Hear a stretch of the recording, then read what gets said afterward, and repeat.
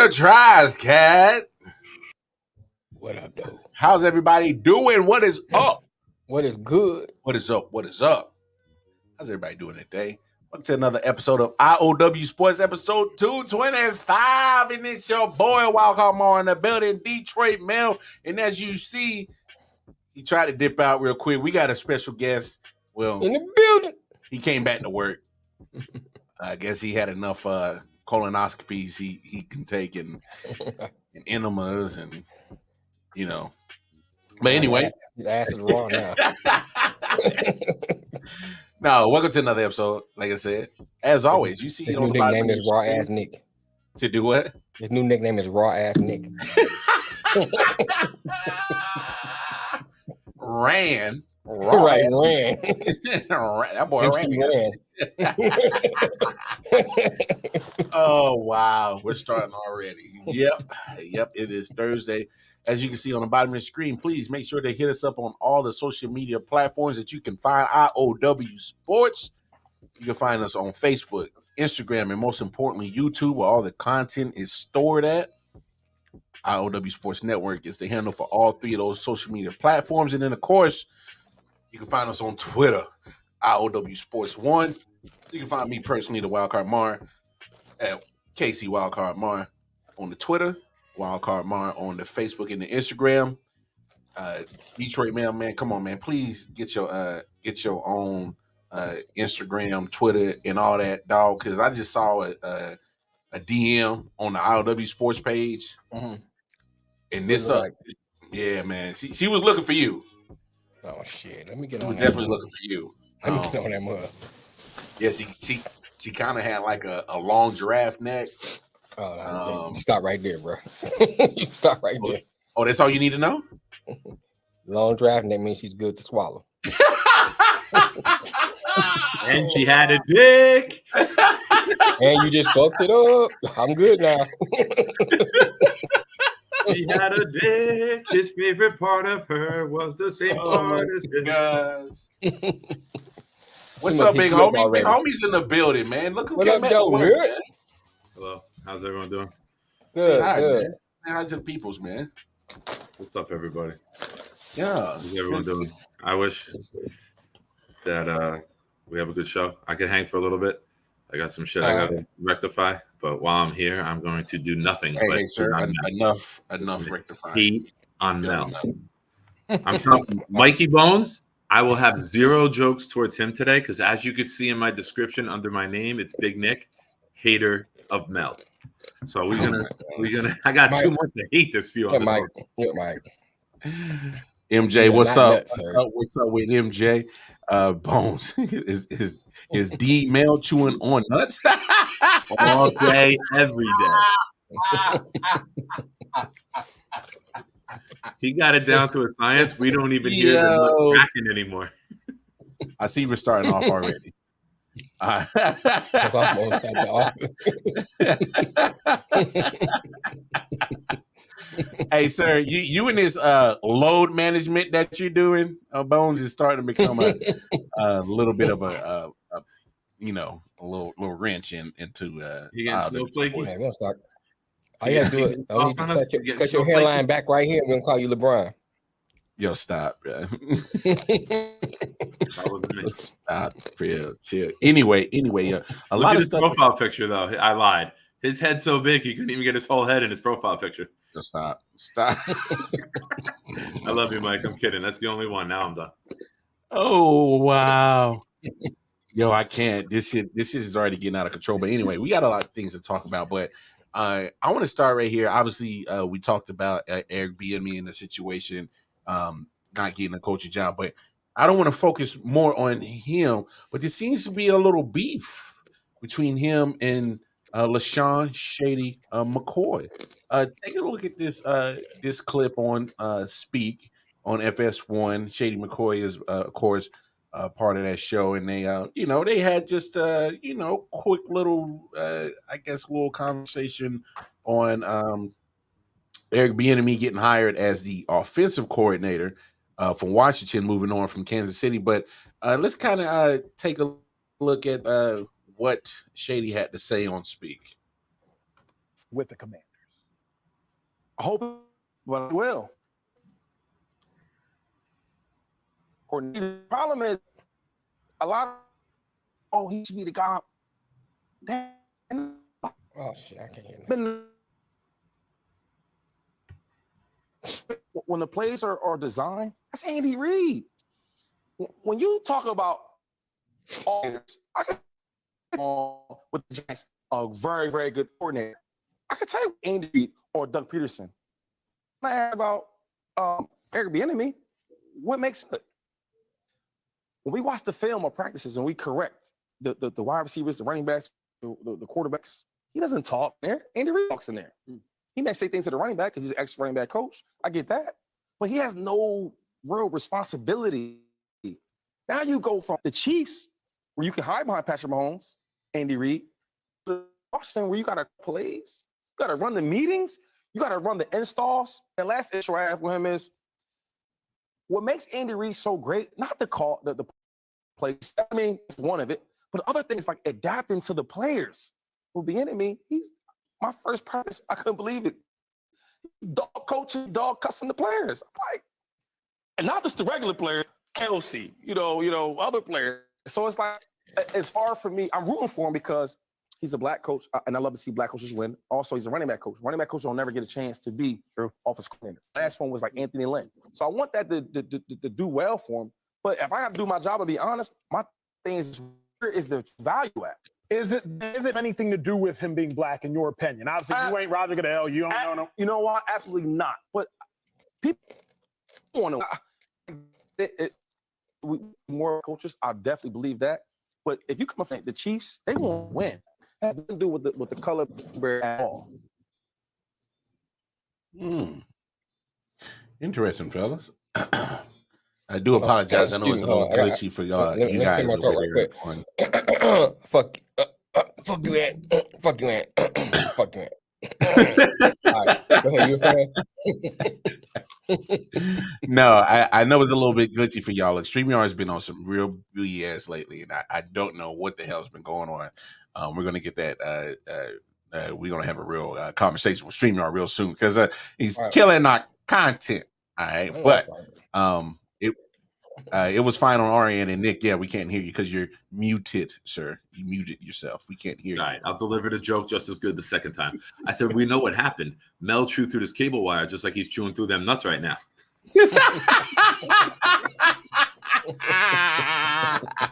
Like a corn on a cob.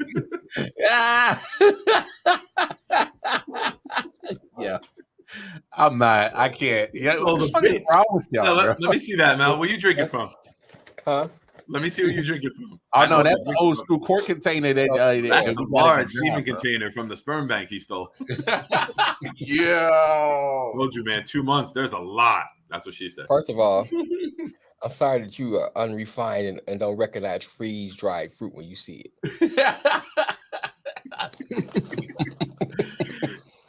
No, pretty much. That's very quiet, man. Hey, Anthony, what's up? Well, pretty much, like I said, I know it's a little bit glitchy, but pretty much what Shady was saying, my paraphrasing was, he doesn't see anything special about Eric Bienemy, and then he hopes he has success, but he doesn't see it happening in Washington, D.C. So, Nick, man, we haven't heard from you in a while. What do you expect to see from Eric Bienemy as OC out in Washington? Just your own personal thoughts, and then do you agree with kind of the paraphrase of Shady McCoy having his doubts about him being successful as an OC out in Washington? I partially agree and disagree. And the part I agree with is, he needed to get out on his own, right? I don't think there's going to be instant success in Washington because you're going to have a first-time starting quarterback in Sam Howell, who you had no part of choosing. So I think it's a little almost asinine to pick that team to go to. But on the flip side of it, if you make something of this team and this quarterback, all the questions are erased. Like, you're getting thrown into the deep end. It's sink or swim time.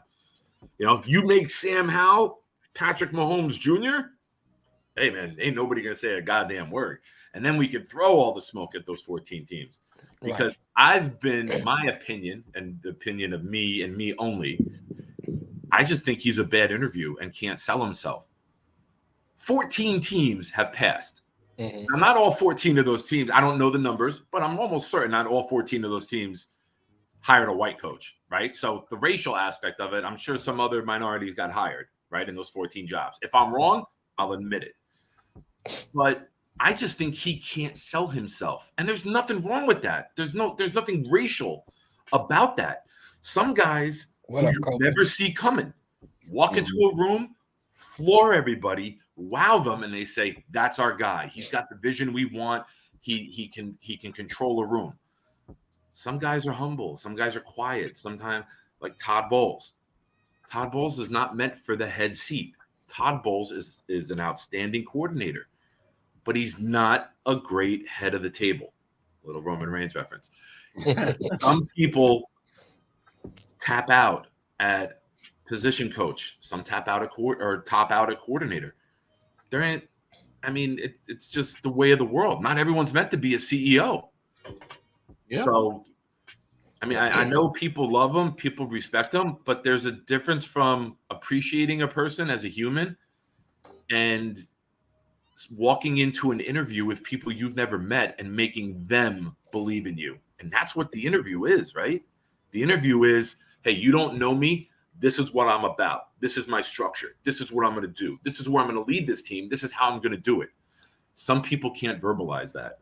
I could probably walk in and do a better interview than Eric Bienemy because I could sell shit. I could talk to people. I can communicate. I can get you to see a vision like I'm doing right now. Some people don't have that ability, and it's no knock on them as a coach, but some ownerships and GMs want to have that communication validation before giving you the head of the table.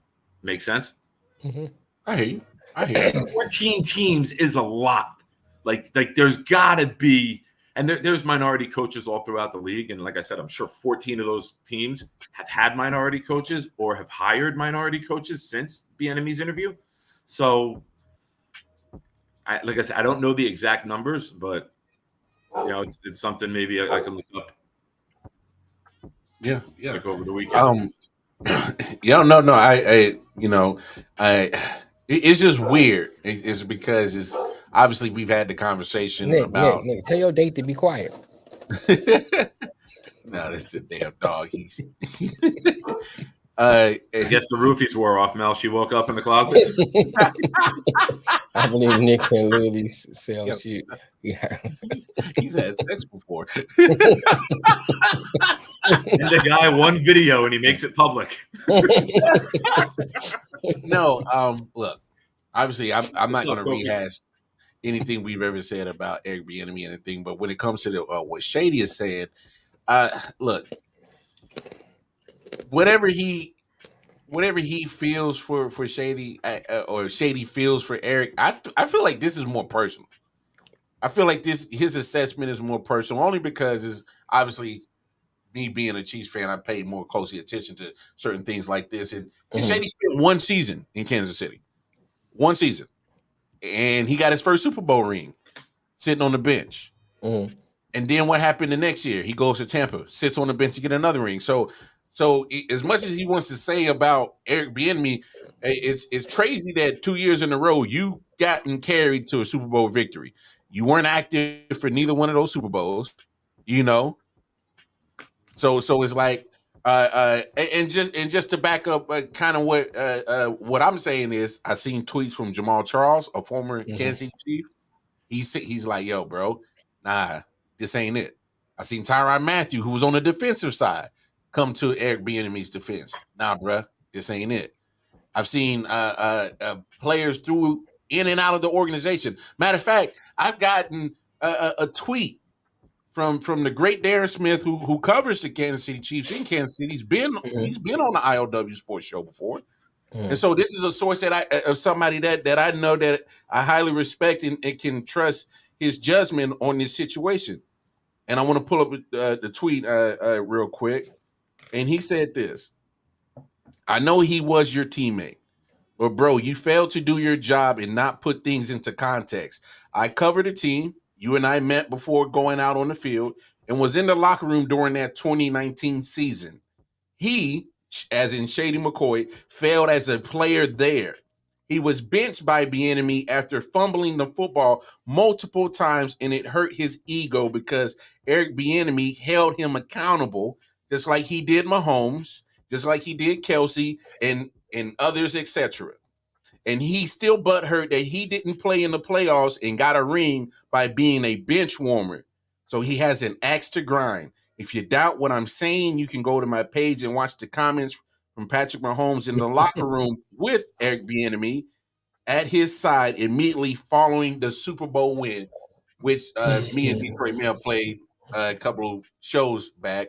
Right after the Super Bowl, Eric Bienemy was interviewed with Aaron Smith, and Patrick Mahomes was there, and and Patrick Mahomes pretty much said straight up, "Hey, this guy has always held us accountable, been a great voice in our locker room, has been very integral to our success." And so when you hear people like Patrick Mahomes, Jamal Charles, and you got reporters backing up what they are saying, and they're pretty much refuting everything that a guy that was there for 1 year and got carried to a Super Bowl ring. I'm not trying to choose sides. All I'm saying is I'm trying to put the facts out there and come up with a conclusion. And I'm starting to really think that maybe Shady might be mad. Shady might be a little bit jealous. What you think about it, Detroit? I don't know. I kind of agree a little bit with Nick said too, and I'm thinking of it like this. Shut the fuck up, Nick. I'm thinking like this. You know, most of the people that's backing him up are people that, and it's kind of like what Bones said in his comment, are people that are cool with him, so to speak. You know what I'm saying? Or kind of somewhere that's connected to the team. Mm-hmm. I listened to Shady do many of commentating about different players, and I usually like the way he assess things because it seems more honest, more upfront. You know, when he talked about Dak Prescott, I think what he said was spot on. I might not agree to every point he raised, but it seemed more authentic than some of these people reading from a script. Mm-hmm. You know, so I take that in consideration too when I listen to his comments. And on top of that, we talk about numerous of times how we can't put a finger on why he's not getting hired. Mm-hmm. You know, and this kind of speaks to that. So I'm kind of like torn down the middle of what side to kind of lean towards because, yeah, what you said about he might be butthurt because of things that happened in Kansas City, it does kind of make sense. But at the same time, why this man not getting jobs? You know, so something, it had to be something there. And like Nick said about the interview thing, and I think Ant had talked about, he had said something about it too. But here's my thing. An interview is your time to give a first impression of who you are. Mm-hmm. You know, if I never met you personally and you come in and we sitting down at a table and doing an interview process, I'm trying to see where you at. And if you don't impress me in that, what makes me gonna hire you over the next 10 or how many candidates that comes in? You know, so that does play a part of that to me. So maybe that is it. Maybe like Nick said, you know, everybody's not a leader. He's a good coordinator. He's a good second man. He's a good man next to the man, but he's not the man. Yeah. Everybody He's great can't. at delivering the and I don't want to say the man because the racial component with Andy being one, but he's good at delivering the message to the room. Right. He's not creating the message. Right. So now that he's in a position where he's the top That's a good point, Bones. on his side of the ball, because Rivera, we all know, is defense, but he had coaches. AP brings up a good point. But here's the thing, so though. now it's all Bienemy. It's Bienemy's scheme. Right. It's Bienemy's packages. I said plural just to make sure that Mel didn't get me with the joke there. it's all gonna be on Bienemy. Like I said earlier, it's sink or swim time. Like, can you do this on your own, or are you just a carbon copy of Reed and what he implemented, and you learned it, and now you're just passing the buck down to the players? So I think there's not going to be a definitive answer this season. You know, it's you get a pass this season. You know, you got some nice weapons there. You got Logan Thomas, you got McLaurin, that receiver. Oh, Scary Terry's nice too. Yeah, you got some nice Johan Dotson, the rookie from Penn Yes, State. yes, that was the guy I couldn't think of. Good Brian front court. Robinson in You the got backfield. Robinson. Antonio Gibson in the backfield. Yeah, you got some nice. You took a big Curtis hit Samuel. last year. Hopefully, you can get something out of him after you didn't sign him for this. Will be his third year in Washington. So hopefully, you can finally get something out of him after you didn't gave him money from Carolina. So no. Look, it's crazy that you said that, Nick, because I've said that too. I'm like, I look at some of the pieces they got on the offensive side. Obviously, they got to fix some offensive line things, but I'm like, they got a couple of pieces. It ain't Kansas City, but they got some pieces. Right. But speaking to what Ant said too, a resume can be padded. An interview allows me to see if you can match up what's on that paper. Yeah, but if I'm hiring you for like a per hour job, okay. But if I'm going to give you a 4 or 5, maybe a 6-year deal for some coaches, with the majority of it, if not all of it, guaranteed, I need to have my jaw dropped when you walk out of the room and look at everybody and be like, "That's our guy." Yeah, I agree. I don't think every owner, every GM, every front office, the VP of football operations, all that, they want one thing: a ring. If you wow them, they don't care what color you are. They want to win. Now, I'm sure there might be some old white owners who maybe are a little differently. I can't speak for everybody being on the up and up, but I believe the majority of front offices, they want the ring, and they don't care what color human being or sex will get them there. If you walk into the room and you wow everybody and you floor them and you bang, bang, bang bullet points and you answer every question and you sell yourself and you're going to be the face of the organization and you're going to have media day. You're going to be the one with the mic after the game. You're going to have the full media press multiple days a week. We need you to be able to stand up there, take the heat, answer the hard questions, and put everybody at ease.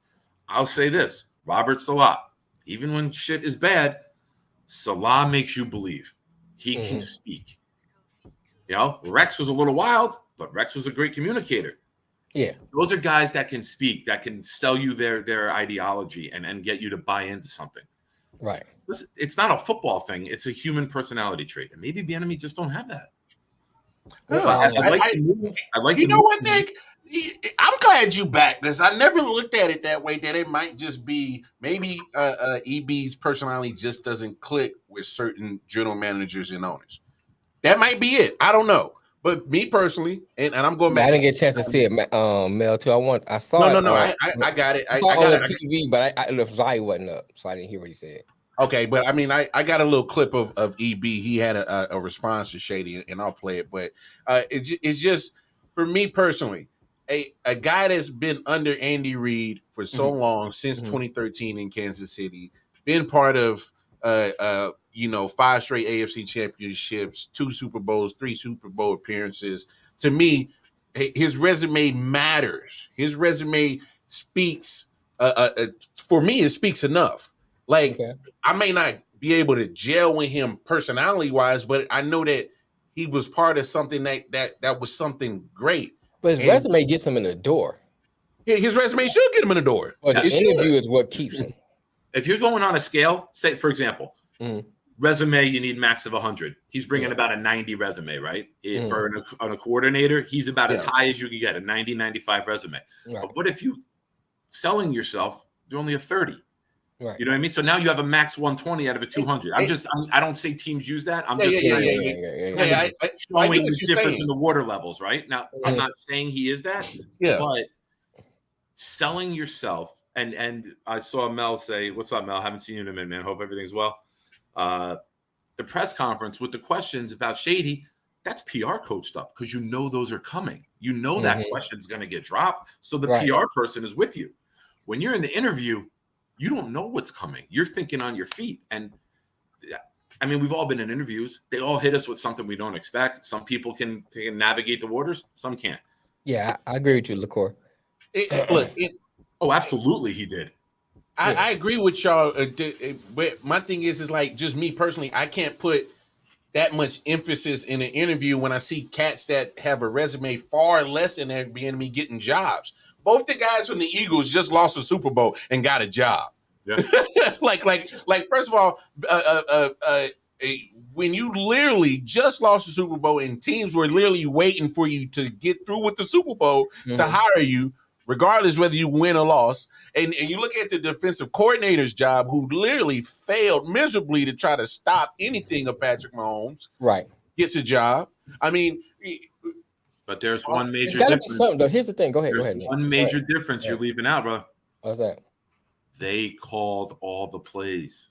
Sirianni wasn't calling plays. It was their show to run, and maybe that carries a little bit of weight. That may be true, but I can't take that of what you're saying, especially when it deals with directly people that's been under Andy Reid. When Doug Peterson was in the same job, he wasn't calling plays under Andy Reid. Championship, right? Yeah, no, but I'm saying he gets a job, and he won a championship when he got that job. No. He got the job. Yeah, he now he's on 2 jobs, and Eric Bienemy still hasn't. That's what I'm saying. The Andy Reid tree has delivered. Yeah, but that's what I'm saying. On this. I'm agreeing with you. Like, you took from the Andy Reid tree and you exactly. won the title. So the Andy Reid tree does have success. So if Doug Peterson did literally the same exact thing as helping Andy Reid with installment, he wasn't calling plays. Matt Nagy was helping Andy Reid with installment, the offensive game plan. He wasn't calling plays. Eric Bienemy is helping Andy Reid with the offensive installment. He's not calling plays. You got 3 individuals doing the same task, but 2 of them get jobs and 1 can't. I don't know what it is. But my thing is, because you can't. That's why you got to be the fly on the wall in the room to know. And now it's all speculation. And just to be clear, everything I'm saying is speculation. It's just all we can outside the box as to how did it take this much. And he still don't have the head coaching job. Like, for example, the Chargers. If I'm the head coach and the GM of the Chargers, the minute we fire our offensive coordinator and we know Eric Bienemy wants a job as a coordinator, why wouldn't I bring that guy in to be with Herbert? But I think Eric Bienemy still wanted a head coaching job. I think he took this job because he's like, at some point, I got to get out of the shadow of Andy Reid, which I agree with. Yeah. Anybody that's ever said that he needs to get out the shadow of Andy Reid, I 100% agree, because at that point, it leaves no excuses when he succeeds to say, hey, it can't be because he was under Andy Reid that whole time. It can't be because it is. Can't be because of that. You know what I'm saying? Yeah. Because but I'm just saying, as the enemy, Sam Howell, like you're literally putting all your eggs in as no, trust me. They're going to be getting a quarterback in the draft. They're getting a quarterback in the draft. They said after the season that Sam Howell is our starter going into next season. What was that before the hire of Eric Bienemy? Because if I'm Eric Bienemy, I'm not taking his job. That was after Howell started that first week after the season. Hey, because if I'm Eric Bienemy, I'm not taking his job if you just giving me Sam Howell as my quarterback. There's no way I'm taking that job. There's no way. So my thing, I think they're gonna get. I think he was North Carolina quarterback last year. I think he was 2nd round. Yeah, he was 2nd round, I believe. Well, damn it, you better go get somebody else. Well, it's too early to say what Sam Howell's going to be, so I'm not. Yeah, but that's got to be part of the interview too. This is our quarterback. This is who we drafted. We drafted him 2nd round, and just kind of work with it. Can you coach him? Now, if he coaches him, look, if he at least gets him to playoff contention, then to me that answers all the questions. 100%. 100%. Okay. I hear you. That's fair. I mean, no, he did get paid. He did get paid money. He got more money in Washington to be an offensive coordinator than he did in Kansas City. He gets the same assistant head coach title. And just in case, I do agree with AP's comment right here. Just the way that the language of Eric Bieniemy's contract is set up, I don't have it in front of me, but if you guys take a look at it, it's kind of set up in a place where, pretty much. I mean, let's just talk about the elephant in the room. Do we really think Ron Rivera is going to last another full season in Washington? No, I don't think so. I mean, health is a concern more than coaching, right? Yeah. He's had some health issues, right? He may have had a couple. Yeah. He had leukemia. Was it think Well, leukemia? yeah, he did have Yeah. some type of cancer that it took him out, and then I knew he So, came back. and I'm and not did it. saying that in a negative light, but Oh no. Yeah. This that's is a no. fact. That's a It's realistic. not just That's a coaching. realistic There's concern. real life shit. Yeah, no, that's a Right, realistic yeah. concern. It's a Right. realistic Aside from the concern. sideline, there's I think that's what real AP life was shit saying, happening LaCour. there. Yeah. I don't know, man, but I think it's like this though. If you look at the totality of the situation, there's no way you can say that it's something. We can't. If there's not the interview, I don't think in this point it's color either, because people are hiring black people, just black coaches, just to kind of say, okay, we got somebody. Look what Houston did. They did just to kind of say, okay, we check that box and keep it moving. I might step back a little bit from that, Mel, because D'Amico Ryans does have ties to the Houston organization. He got drafted by them, played for them. Well, I'm talking about prior to him. You know what I'm saying? Yeah, I'm saying. Yeah, I'm talking about prior. Okay, Prior to I him. was just making sure. Yeah, prior to him. So David Culley and Lovie Smith, yes, right. You know what I'm saying? So some people are just doing that just to say, okay, we checked the box. So why when they do that with him? Because you have in some cases you have a better chance of selling that, because he coming from a good pedigree. So that's why I'm thinking in this case, I can't say it's color. So if it's not the interview, what the heck is it? Mm-hmm. You know what I'm saying? I don't know, man. This is like one of them things, like, you probably won't never find out until like after somebody's dead and they start spilling the beans. And now to somebody write a tell-all. Or tell-all or something like that. Somebody got to write a tell-Nova. All right, so this is pretty much what Eric Bienemy had to say in response to a question asked about him and Shady.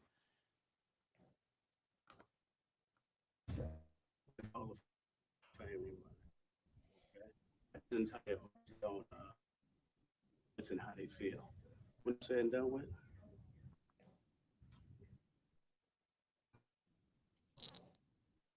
Oh man, fuck StreamYard. It doesn't act me in way. Because one thing learn actions. My job.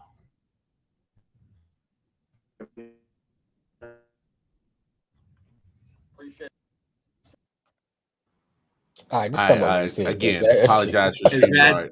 Is that StreamYard, or is that just proof that Bienemy is a bad communicator? No, that's StreamYard.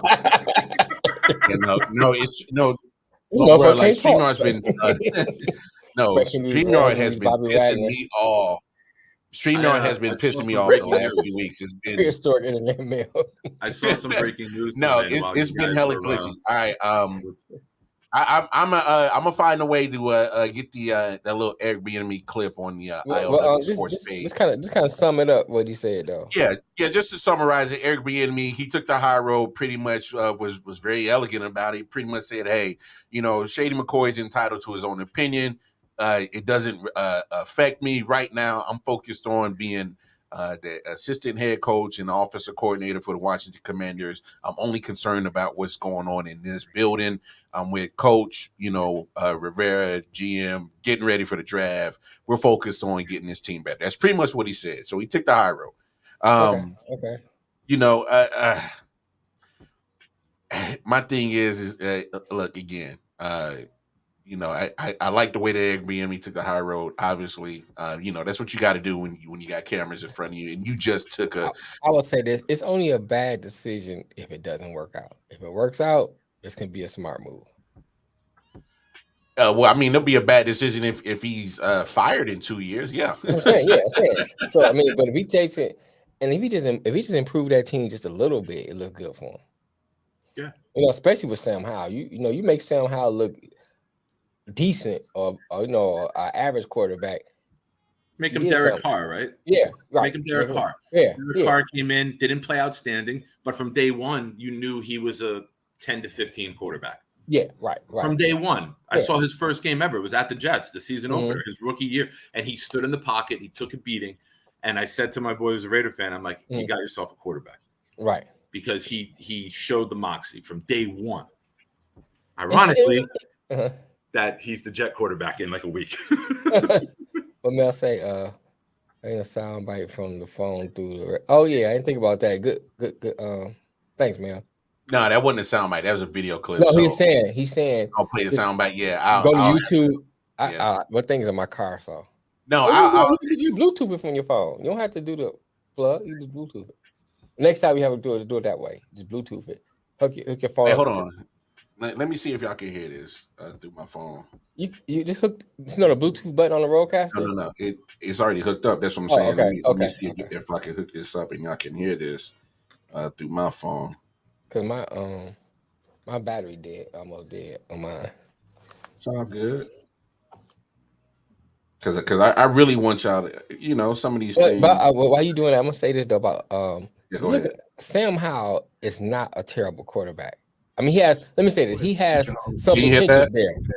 Everybody's entitled to their own position, to their own comments and how they feel. When it's all said and done with, I think that's all I have to say because he's entitled to his own opinion. That's life. Okay, you got good, you have bad.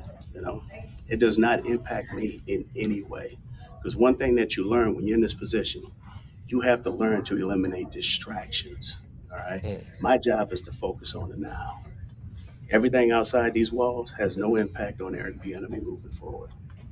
Appreciate that. Did I hear that? Ooh, I like that. Talking in third person like The Rock. Let's go. Good look, man. What you say to Eric Bienemy doesn't matter what you say to Eric Bienemy. I think he has some. I think he has some stuff he can use with Sam Howell. He can develop him, and like I said, just look good for him. So I don't think it's an overall bad move. They need an offensive line. They do. They need to fix that. They do. That's what the draft is for.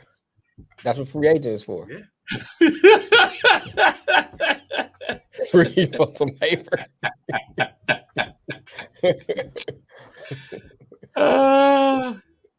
Stop doing that.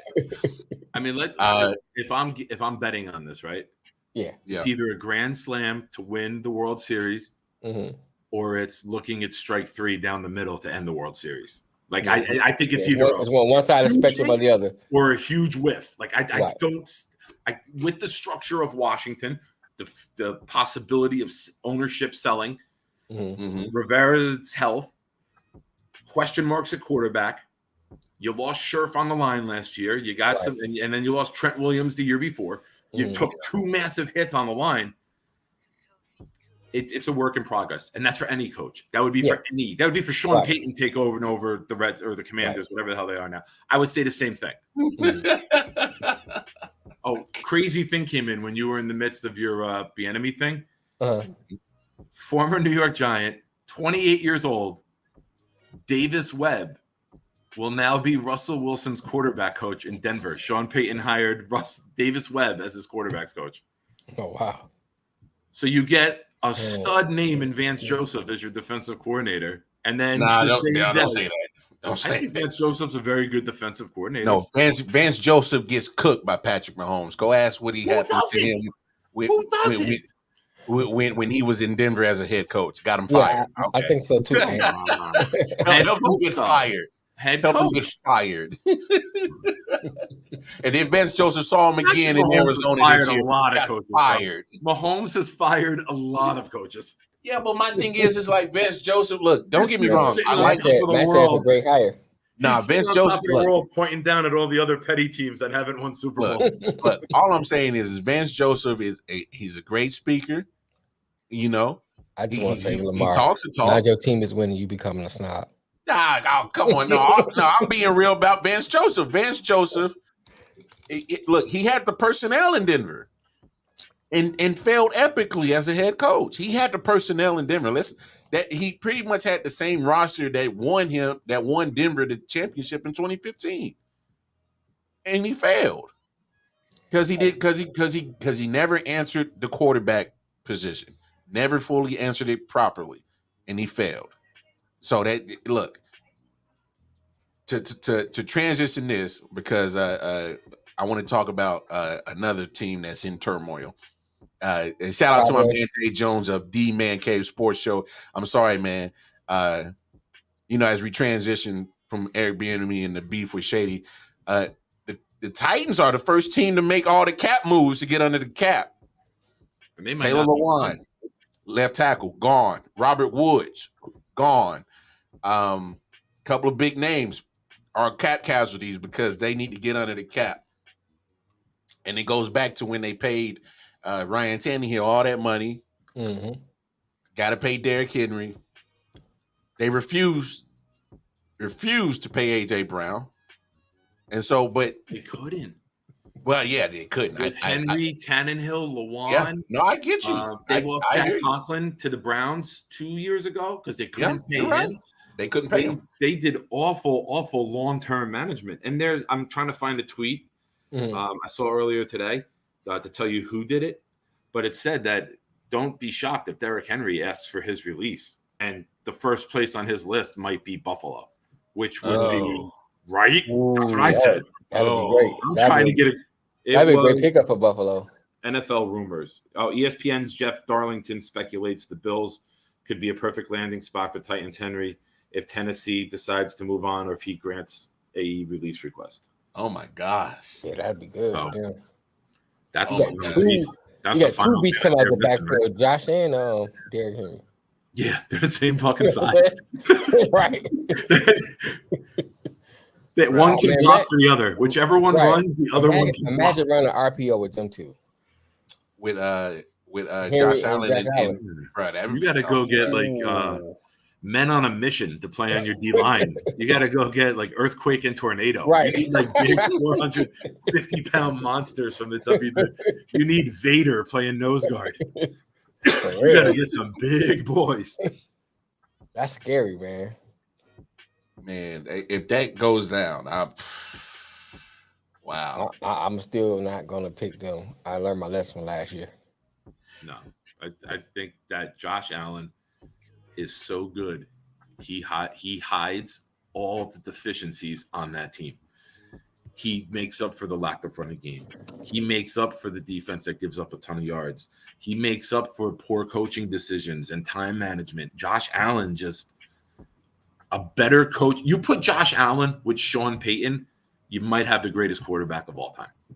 I keep trying to tell people. Or if you kept him with Brian Daboll. Thank you. You took it right out of my mouth because I was about to say it. I was like, when I said it. I was like, come on, bro. I was like, we can't be shocked that all of a sudden 1 year without Daboll, Josh Allen comes back down to earth a little bit and Daniel Jones rises a little bit. Which, sidebar, we need to talk about this because, Matt, you're here. You're in the building. Your boy Daniel Jones said he wants $45 million a year, baby.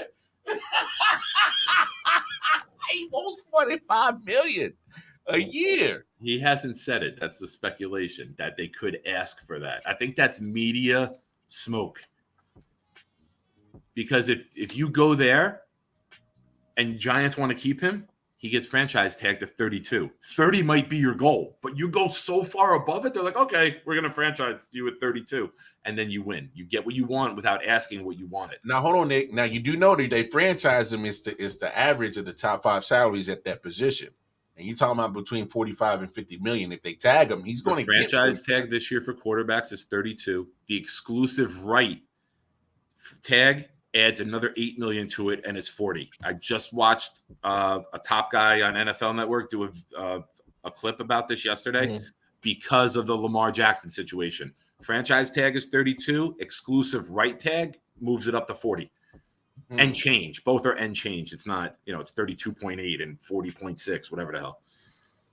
Now, that exclusive tag is when if they tag you and a team matches it, you get compensation if you go with the other team. That's an exclusive tag. Correct me if I'm wrong. I believe so. Okay. Exclusive rights is you cannot offer my player anything. Franchise tag is I believe you can offer, and if it gets accepted, the Ravens would then have the option to match it or then get the 2 ones that they put on them. Okay. Yeah, let me I am almost 100% on that because with Lamar, Carr, Rodgers, my Jet text group with all the guys I do shows with, I'm getting all the information. We're getting all the tweets. We're in on every little ounce. Anything that happens with the quarterbacks, we're getting texted about. So okay, but since you brought it up, go ahead, Lamar. You about to say that? No, go ahead, Big Homie. You brought it up. what do you think he's worth being paid? Say that again. What would you pay him? Daniel Jones? Yeah.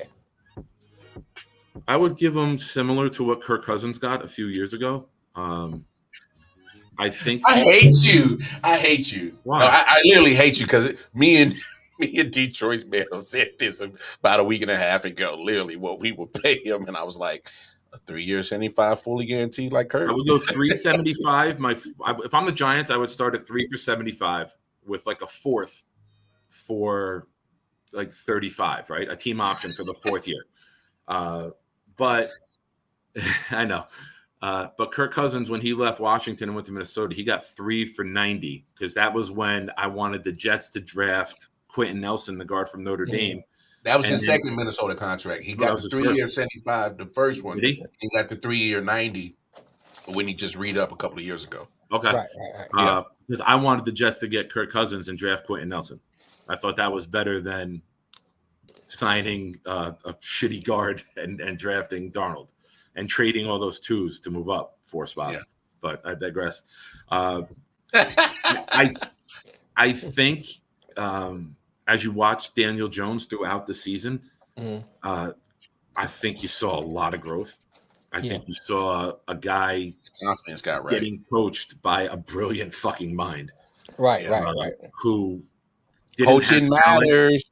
Didn't have wide receivers, but just devised a scheme to coaching matters. Yeah.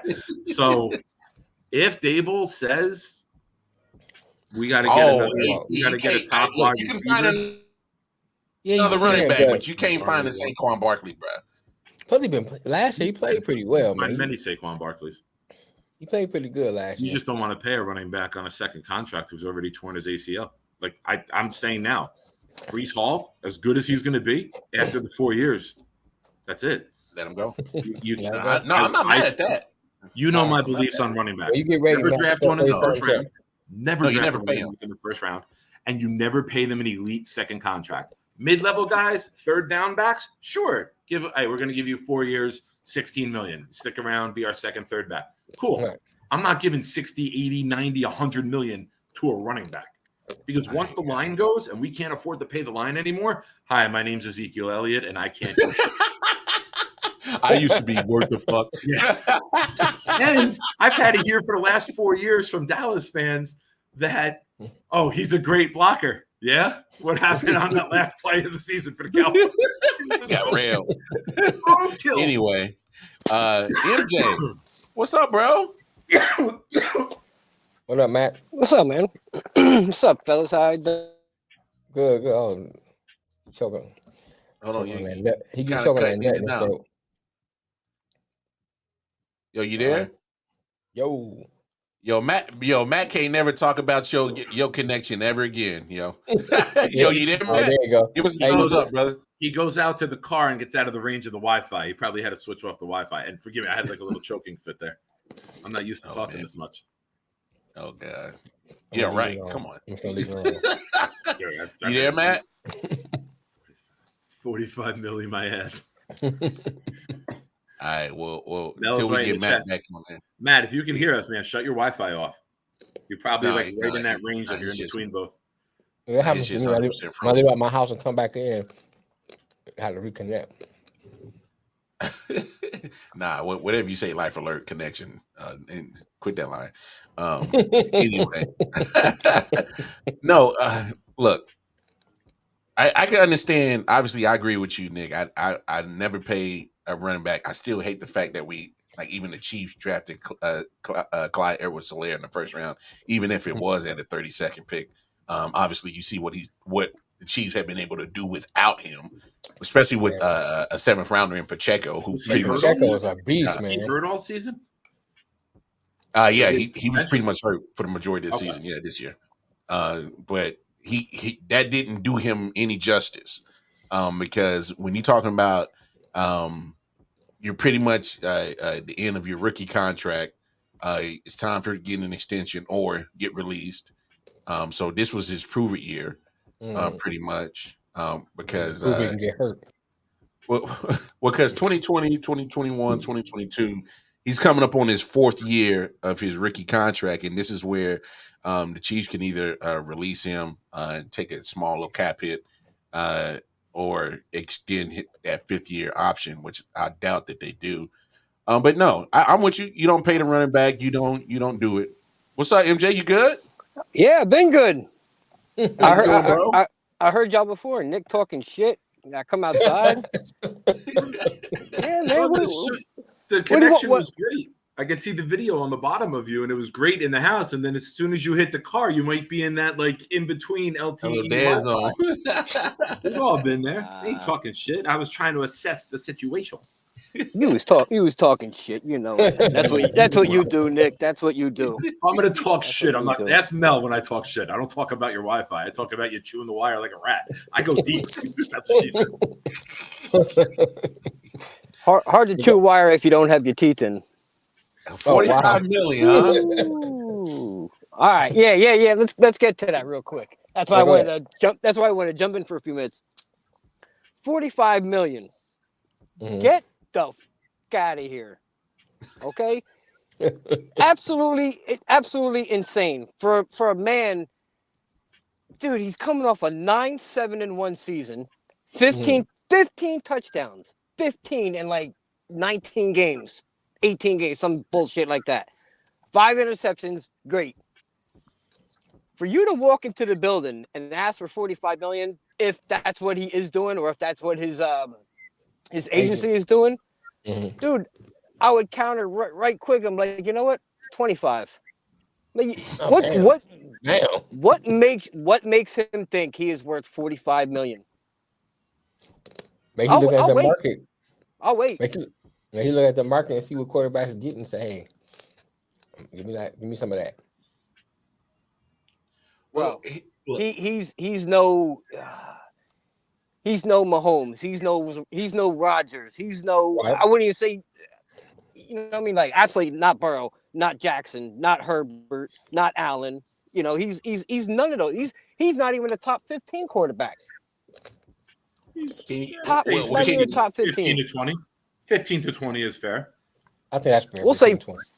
Okay, 15 to 20. Well, we'll put him in there. But that doesn't make you a $45 million a year man. Absolutely not. And like Nick said before, with the tag, it would be only like 32.3 million, I think it is, for the quarterback this year. So tagging him wouldn't be too bad. See what you could do. You know, you got to give him one more year to really see if he's your franchise quarterback. If Dayball can do this with Josh Allen, give him one more year, and we'll see what happens. Gotta remember, who the hell did the Giants have at wide receiver? Like, it's almost let's be honest. It's the weakest. It was the weak, and I'm not talking shit, Matt. Don't do it. Hey, no. Stop. Hold on. Everybody stop. Hold on. Everybody stop. Please stop. Damn it, man. Didn't I tell you before this is a Kenny Galladay free zone? We don't talk about that bum-ass motherfucker on this show. All right? We don't talk about bum-ass motherfuckers who steal money from franchises and don't do nothing to show that they were ever worth it. But we talk about They tried, though, right? Like Gettleman tried. They drafted Tony. Hey, listen. They drafted Tony and they signed Galladay. Right. But Tony was gone midseason. Galladay never showed up until the last game of the season. I think he caught his first touchdown in the last game. Collectively, analyst the Giants wide receiver room is the weakest wide receiver room in the NFL. I know, Matt, you said he threw 15 touchdowns. I think it's a fucking miracle that he got to 15 touchdowns. Yeah. Like, I'm looking at it at opposite of you, where if you build and you get this guy weapons and you go hit with a first-round receiver or you know, and then Barkley comes back, and now you got guys who were playing the 1 and 2 last year are now 2s or 3s and 4s, you're going to be that much better as an offense as a whole, because the offensive line is coming along nicely. You hit with Neal. Thomas grew into his own this past season, was highly ranked. You're starting to get this year. Yeah, and he looked bad year 1. I'll admit. I was laughing at the pick year 1, but he looked fantastic this year. Now, year 1, I love Becton, and now everyone's laughing at him lately. Yeah, Thibodeau came Thibodeau on battled late. injuries early on, and then but once he Right. got on the field, he showed what he could Yeah, do. but he was a monster second half of the Oh, season. he's going to bro. be He was a very good. monster, bro. And Now, Anthony, real quick, all Tony had to do was tie his No, he's shoes going to be successfully, good. He got to Exactly. stay healthy. Thibodeau and got he to would stay have been healthy. better than he was in New York. Ironically, my son, a guy that I've coached with the past couple seasons, I told you he's like the electrician contracted to the Giants. Nicky has a pair of Tony's cleats Oh, because really? it had the number on there, and Nicky was a 12, and Nicky has a pair of Tony's cleats that he's worn for like practices. Oh, wow. that's pretty dope. Nice. What's funny? Like real quick That about is the Giants. Yeah, go Real ahead. quick about the Giants. I even explained this. Like me and my neighbor talked about this. If you look at the Giants receiving squad this year, okay, Darius Slayton. Okay, he was supposed to be their quote unquote number one. He is at best a 2, maybe borderline. He's actually a 3, borderline 2 on most teams. Right. And he was supposed to be their number one. He was throwing guys off the practice squad for Christ's sakes. So if you could get him weapons, see what he could do. That's all you could do with the Giants right about now. I think that's fair tagging him for the $32 million. I think that's fair tagging him for the $32 million. See if he can progress another year under Daboll, which is safe to say that it could possibly happen. Obviously, look, let's get through the draft. Let's get through free agency. Because obviously, I mean, you look at the Titans. There's going to be some teams that's going to have to make some adjustments to get under that cap. You know, and so Giants got money. I know that they will have money. They will. Yep. That was the first thing they did was clean it up. The fact that they've made the playoffs and won a game in a year where you're cleaning up the cap and you're not doing that spending push is really impressive with that coaching staff. That was. I know I wasn't on a lot at the end of the year, but that Daboll, man, he's a fucking. Hey, Matt wanted you to repeat that again, so just to make sure we got it captured.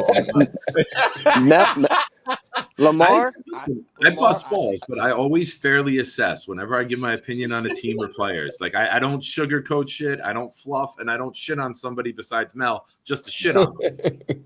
But even Lamar, then, I've given Detroit a lot of credit the last 2 years about it being a team on the rise. I hear you. Real As quick, much Lamar, as I despise Mel, Detroit, and the only thing I like out of there is Eminem. Everything else is awful. I swear to God, Lamar, I was gonna say, I swear on my father, I swear, I was gonna have him repeat it. That was my next, like when he was done, because I was leaving, I was gonna say, repeat that again, Nick. just one time, please. No, but I appreciate you though, Nick. You're right. You call it how it is. I said it from the day they hired him. I said they got a stud. They got a stud head coach. I didn't think it would be that good that quick. I will be honest. The entire division did have a very easy schedule. So the Cowboys, Philly. Oh yeah, they did. Very soft. Don't be surprised that they might lose a game or two more next year, but be a much better team. Does that make sense? Yeah. Like they might. The eye test you like that's a better team. Well, the record's not the same. They might be 9-8. I know, but you could see that team is about to elevate. I can't remember offhand. I can't remember offhand everybody they got next year, but I do know they play the AFC. They play the AFC East next year. Yeah, they which play is the the toughest AFC schedule that we have this year.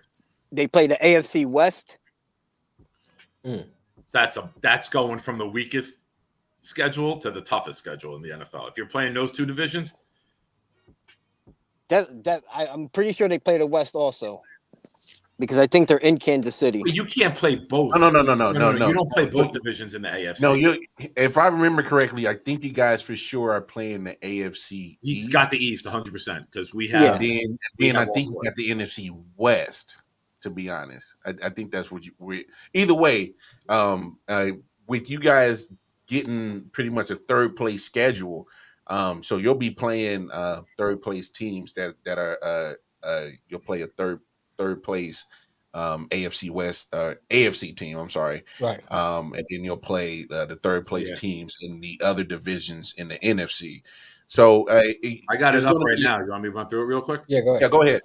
Obviously they got the 3 home and away with the division, and then home they have Packers, Jets, Patriots, Rams, and Seahawks. Yes, I don't think there's an easy game in the West. Patriots might be the easiest game. If Stafford's not back, the Rams will be. Away, you have the 3 division, and then you go Saints, Raiders, Cardinals, Niners, Dolphins, Bills. You got to hope you don't go to Miami in September. Nobody wins Miami in September. That heat is just that heat. You got to hope you get like November for them.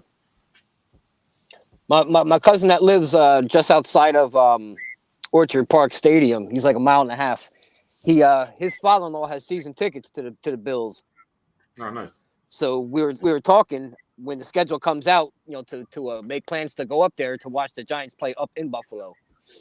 Ooh, Since he can, since he'll have he'll have tickets. They have a camper. Do they have a camper? He lives a mile and a half from the stadium. So Well, no, I'm asking because they open up the camper lot on Friday night for Bills home games. Oh, really? Oh, yes. People are there from Friday night. That's why when you see it on Sunday, it's just not 4 hours of drinking. It's a party. That's 48 hours of drinking. Fucking party. No, they treat that shit like it's NASCAR when you open up the camper lot and parking. You ain't lying about that. That NASCAR scene is crazy. Oh yeah, hey, come on, man. I'm gonna have to take you to a NASCAR show. I'm good. Hey, nah, man. It's different. NASCAR is a lot different from 20 years ago. I promise you that. It's a lot different from 20 years ago. Hey, Mel, trust me. I said the same thing about NASCAR. I didn't want nothing to do with it. I was like, fuck, no.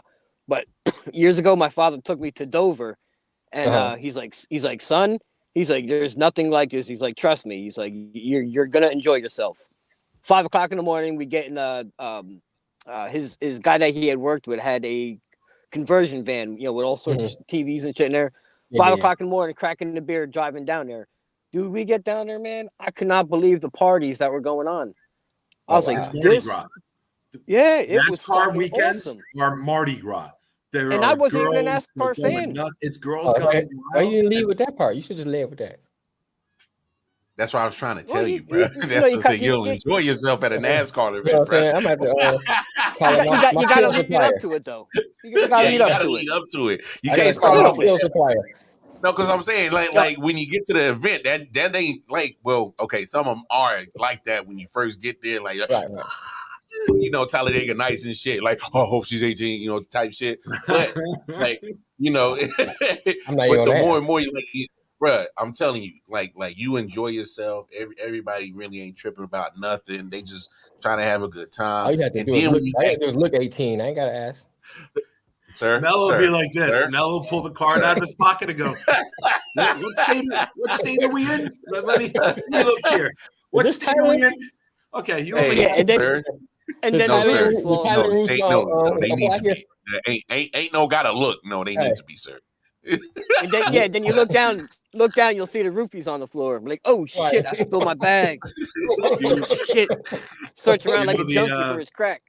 You know the Family Guy episode allegedly.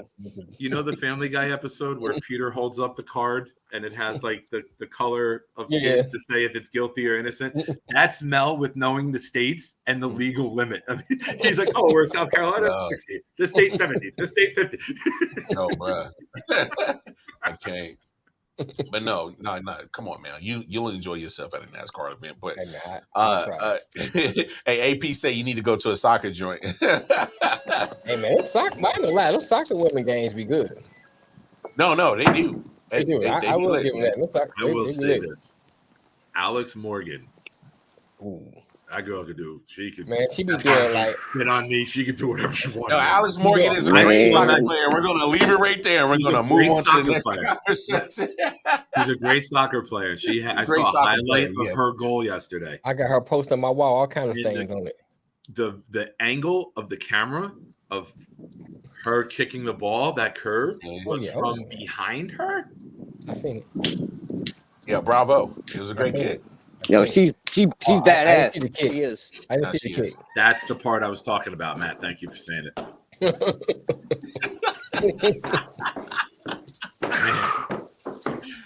I would be Mel on a cable wire. hey, so let me ask you this, fella. Say hi, buddy. Hi. What's up, buddy? What's going on? What's up, man? He's in the middle of eating dinner. Go ahead, Lamar.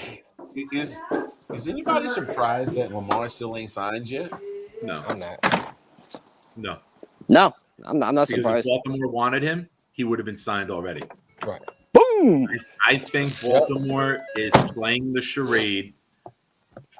And this is something that the Jets fans have talked about ad nauseum. Mm-hmm. If the team that drafted you is this reluctant to sign you, that's the biggest red flag, and everyone should be out. Right. I'm not giving up 2-3 ones for a player that in his prime, who's won an MVP, the team that drafted you want nothing to do with. There is not a bigger red flag for me as somebody with a quarterback desperate team. That's a huge red flag. I'm not giving up the picks, the money, and I know both sides of the argument. People are going to say that they built that team to be the running game. Greg Roman was the running coordinator. Mm-hmm. They traded away Hollywood Brown. They've tried cheap options. But you have to keep putting those investments into the offensive line if you want to keep running the ball. You're not going to be able to pay the weapons if you're putting all your assets into the line and into the defense. And now you're going to pay a quarterback $50 million a year where you're not going to be able to get weapons? I mean, they drafted Bateman round 1. They drafted Hollywood Brown round 1. They're trying. But when you're drafting in the mid-20s every year because of how good your defense has been, and Lamar is good enough to win 10 to 12 regular season games, you're never going to get that high draft pick. Julio Jones. You're never going to get that Jamar Chase. You're not going to get Garrett Wilson or CeeDee Lamb even. You're going to get guys in the 20s who are hit and miss, like a Treylon Burks last year. He came on, though. He came on at late in the season. He did. I mean, there's a lot of quarterback issues there. Let's be real. That team's going to break it down and go complete rebuild mode. Yep. When you got Ryan Tannehill as your quarterback, you're limited to a certain degree. that team was like Baltimore, though. I remember they played a playoff game in Tennessee a couple years ago. Those two teams are mirror images of one another. They valued the offensive line. They had a mobile quarterback. They had a great run game. They put money in the defense, and the wide receivers were just like for show. Would you agree? Like those two teams are kind of the same. I agree. I agree with you to what you're saying in regards to that. Let me say one thing. I'm not putting Tannehill on Jackson's level. Okay. What the team wanted from them is similar. Yeah. Low pass attempts, rushing, use your athleticism, get out of the pocket. But the less our quarterback throws, the better chance we have to win, right? Oh no disagreement right there, because I think they both are operating pretty much with the same game plan, as in let our quarterback be part of the win, but not be the reason why we lose. Yes. So I guess my question too would be like this: if you Baltimore, why would you come to the negotiating table? You say, look, we can't pay you this because we need to get you this, and try to settle it, or just get rid of them all together. Why go through all these motions? Why drag it out? Because that's my thing. That's like, okay, look, we can't pay you $50 million because we need to get you some weapons. We can pay you this, and there's enough money to get you those weapons. I hear you. I think you drag it out because, I mean, he still is Lamar Jackson. He's still top 10 quarterback, in my opinion, in the league right now. So you got to make sure. I'm not disagreeing with that, but my thing is like. You know what I'm saying? Like, you got to make sure you cross all the T's, dot all the I's before you make any decision with this situation. Because I see it from both sides, as in to either give him the contract or to not give him the contract. Who did the Ravens hire as OC, and who in the draft from Georgia as a quarterback? Oh, Stetson Bennett. I don't like Georgia quarterback, though. They took Munkin, the offensive coordinator from Georgia. He was a Tampa Bay coordinator, I believe, or head coach. I forget. Phil Munkin? I forget his first name. Something like that. But he has ties to Georgia, and he was there with Stetson Bennett. Yeah, he was the offensive coordinator. I see where AP is going with. So I see where AP is going with. But come on, let's. It sounds cute and all, but there's no way I'm going to drop Lamar Jackson for Stetson Bennett. There's no way I'm doing that. No, I think they're the same age. Yeah, they're the same age. I think Bennett's older than Jackson. You're muted, MJ. You're muted. Unmute yourself. I see your lips moving, but we ain't hearing that. There you go. Stetson Bennett, the name alone will earn him a job. In the 80s, he would have had a lot of Stetson. sponsorships. I know. Right? Stetson Cologne for Bennett. men. Stetson. Stetson. He wears Nah, Stetson and Levi's. Nah, damn Or that. If Jordan. he don't, Wrangler. if he don't succeed Fucking in nut football, huggers. he need to go straight to porn. Stetson Bennett. Or go and fucking lasso some Stuffing. bulls or something. Stetson Bennett. Fits Yeah, right in. He's a cheaper option. He's a cheaper option, but Yeah, but where does you that gotta leave your you gotta team? change, It's a you lot gotta of change your development. whole. You gotta change your whole offense because the offense is built around Well, they Lamar. got a change anyway. They got a new OC in there. Yeah. So I mean, they got a But But new offensive mind. you're not doing a complete They gotta keep overhaul. You're not doing a complete overhaul if you keep Jackson versus getting a new No. quarterback. You get a new And the quarterback, you rumor gotta do a was- complete overhaul. Overhaul. What'd you say on it? You paused. I thought you were done. I'm I sorry. said, I was just saying, if you keep Lamar, you're not doing a complete overhaul of the offense. If you get rid of him, you got to do a complete overhaul of the offense. So, I think my thing is, it's best to keep him, find a way to keep him, work this thing out. Let's move forward and move the team forward instead of dragging it out. But go ahead. I what you mean, about to say then? it doesn't. I wouldn't say it can be a complete overhaul. Depends on who they bring in after him. I mean, if they bring in a rookie, then definitely. But if they bring in somebody else, it's not a complete overhaul. We got to bring in somebody else with that type of playing style.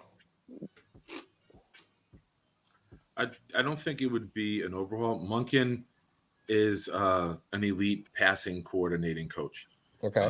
You saw that this year with all of the stars that they lost at wide receiver at Georgia. The passing game didn't miss a beat. Right. They involved the tight ends more because they got two stud tight ends out there. Stud tight ends. Oh my God. Washington, and then next year will be the other guy coming out who might be top 10 next year. But I don't think you're going to see an overhaul. I think you're going to see an evolution.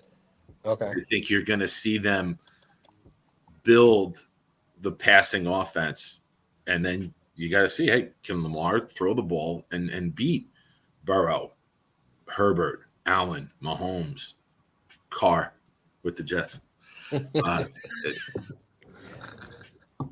Which we have it's to a get on possibility. before the show ends. We got to talk about that before the show ends. That's that whole situation, if you don't Oh mind. yeah.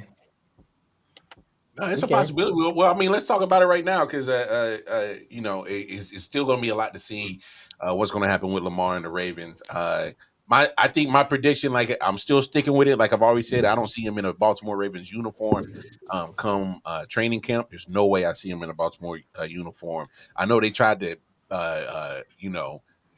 play kumbaya after the season ended and during the Super Bowl and trying to say, oh, he'll be involved and who help us with the OC and blah, blah, blah. I know they tried to do that. No. That shit ain't fooling me. I still don't see him in a Baltimore uniform. But anyway. Let me throw a question at you, Lamar, because you always throw questions out to us. You What's did this to me last July. Asked me, where do I see KD playing opening day? And I said Brooklyn. Mhm. Yep. You didn't ask me closing day because I would have said where do you see Lamar? If you had a bet right now, life on the line, you got to put money down on the table. Where's Lamar Jackson playing opening day? Miami.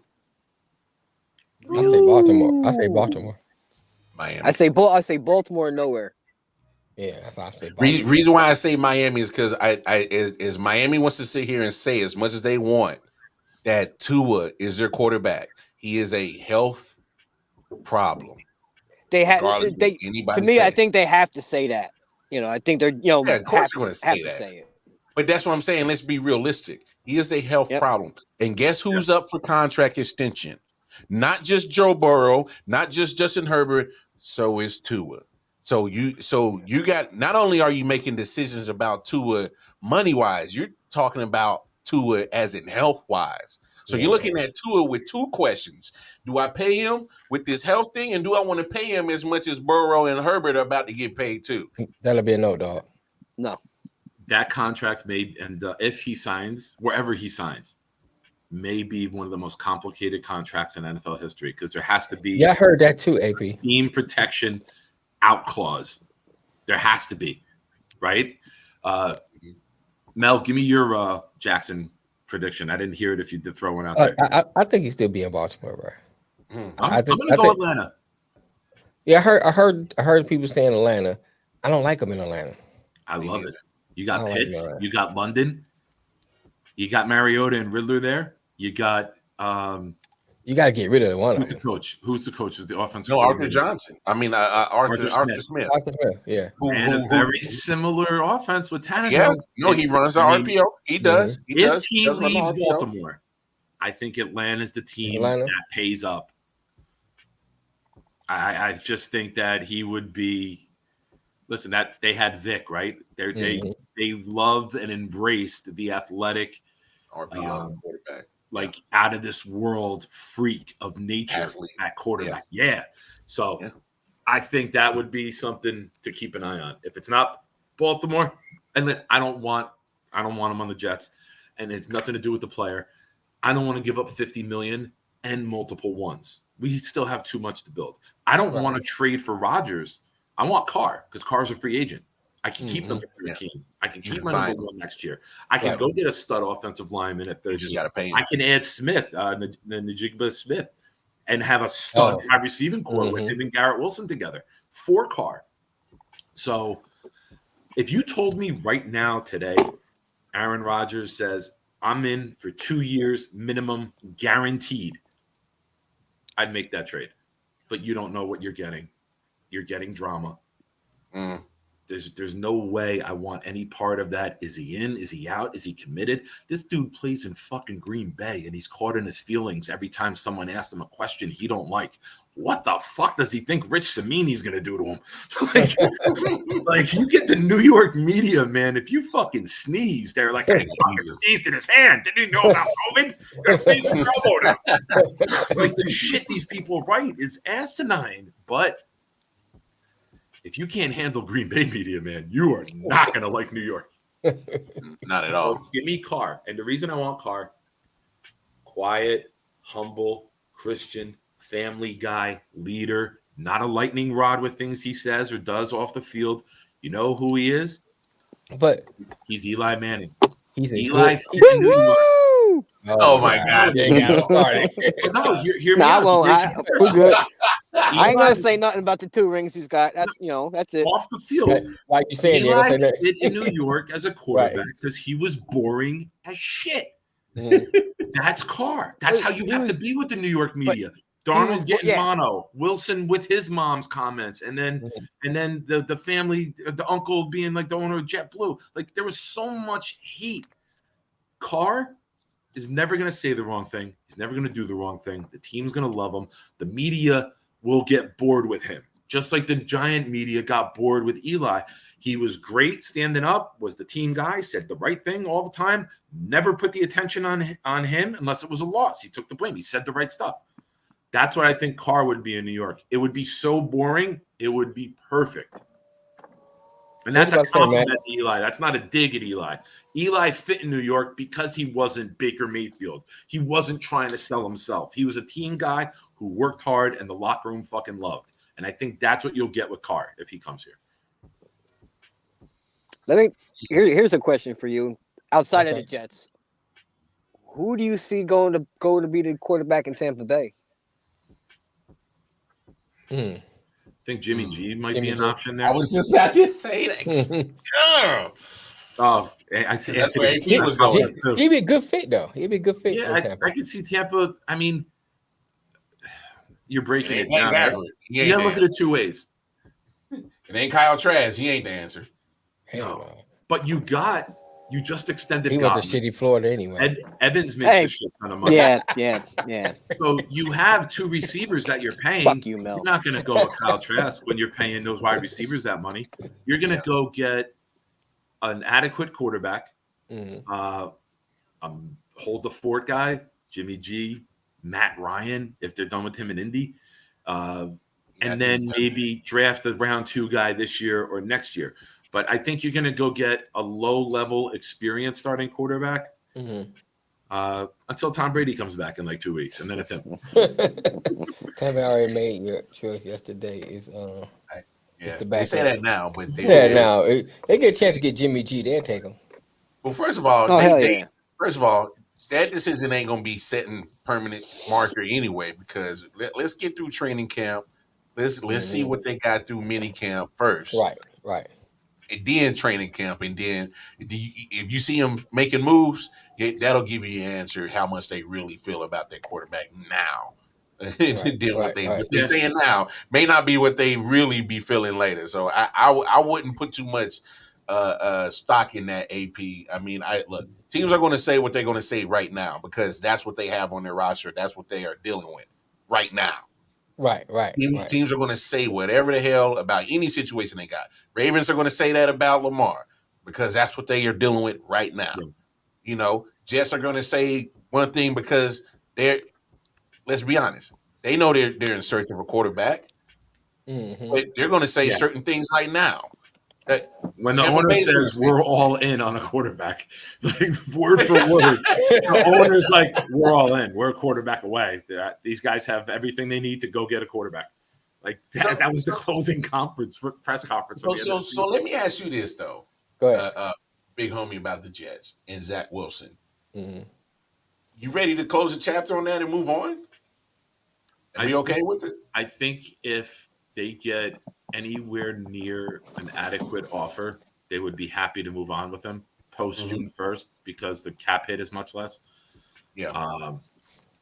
But I also think that they might be content with bringing in a vet and letting him sit and learn because playing that BYU schedule, that COVID year, he wasn't ready to come in and be a day one starter.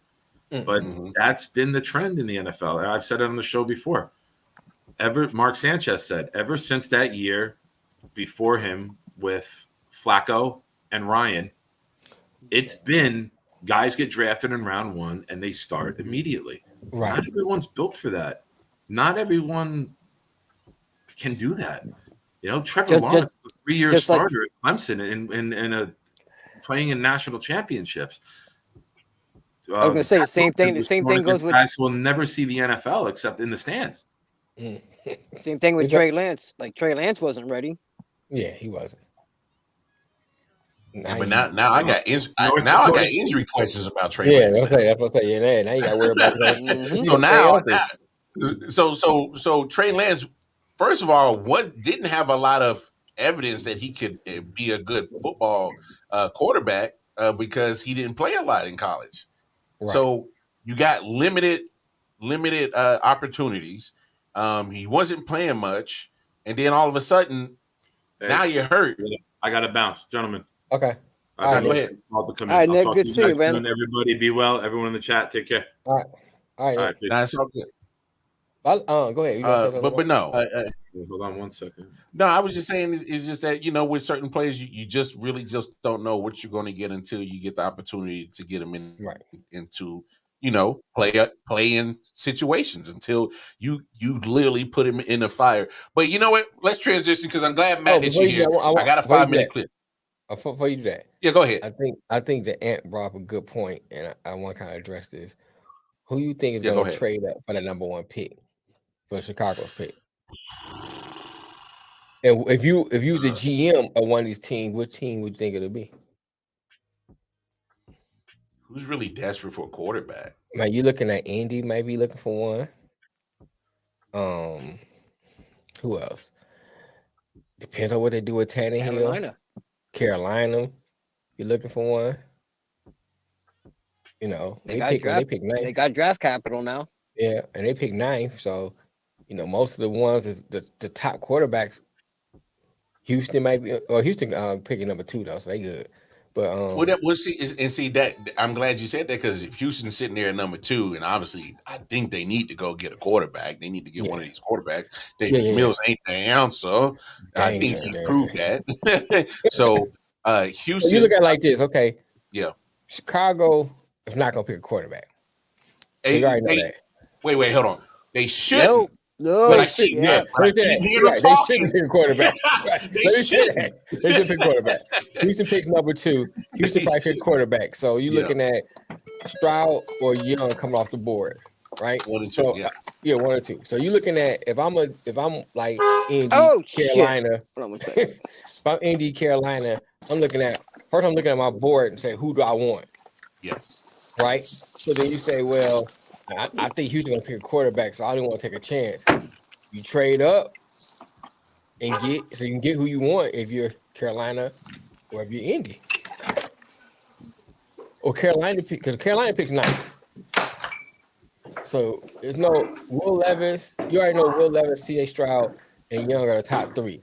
And the top 6 picks I can't get the guy to come back are not going to pick. All going to pick quarterbacks. You know, like you're going to Chicago sit over there. shouldn't pick a quarterback. Mm-hmm. You know, Chicago shouldn't pick a quarterback. Houston going to pick a quarterback. That's one off the board. Mm-hmm. Who's 3? I got who's 3. I know Seattle's 5. So they probably won't pick a quarterback. No. All right. So they and then I can't remember who's 3 and 4. Who's 3 and 4? Hold on, I'm remember. I need Detroit is 6, so they probably won't pick a quarterback. So you got ladies 3 and 4. You looking it up? Yeah. NFL draft order: Chicago, Right. Houston, Arizona. Yes, Arizona. They shouldn't pick quarterbacks. So that leaves one on the board. Yeah. All right. And who's on 4? Indy. All right. So Indy may not move because they looking at only one team should pick a quarterback. The only way they may move unless they got one they have in mind. They just gotta have that quarterback. So Carolina probably a better candidate because they pick 9th. Yeah, Seattle's at 5, Detroit's at 6, Vegas at 7, Atlanta at 8, Carolina at 9, and Philly at 10. All right, so you look at it from this standpoint. Look at Vegas. Yeah, I was gonna say because you look at it from this standpoint. I'm Carolina picking 9. Vegas may pick a quarterback. They pick before you. So do you trade up with Chicago to get who you want, or do you kind of roll that dice and see what happens? See if Levis or Young or Stroud, one of them will fall to you. Honestly, I'll be honest. It literally depends on who you got on your big board at quarterback. If you got C.J. Stroud and Bryce Young as your top 2 quarterbacks, and you saying you want one of them, you're going to have to trade up. Okay. Yeah, you go and get them. Yeah, you go get them. Okay. Because I mean, let's be frank. It's C.J. Stroud, Bryce Young, and then there's everybody else in this draft. Oh, yeah. I don't think Levis is in that conversation. No, he has. Well, that's what I'm saying. He has the stereotypical quarterback body type. He does. You know what I'm saying? So I think that's what really giving his stock a little movement upward. But I don't think he's gonna be as good as everybody say he would. Now I will say this: he goes to the right team and maybe sit for a minute. He can develop to be a good quarterback. Maybe not a great quarterback, but a good quarterback. You know the quarterback who I think really is going to throw a wrench in this whole first round? Who that? Richardson. Yeah, it's weird. It's because he's from where? Come on, man, stop. Backyard State. From Backyard State. Yeah, he went to Backyard State. Yeah, but you know what? But and a quick rebuttal to you, Mel, real quick. Fuck you on Michigan, and how'd they do this year? At least when Florida gets there, they kill it. You know what I mean? All right.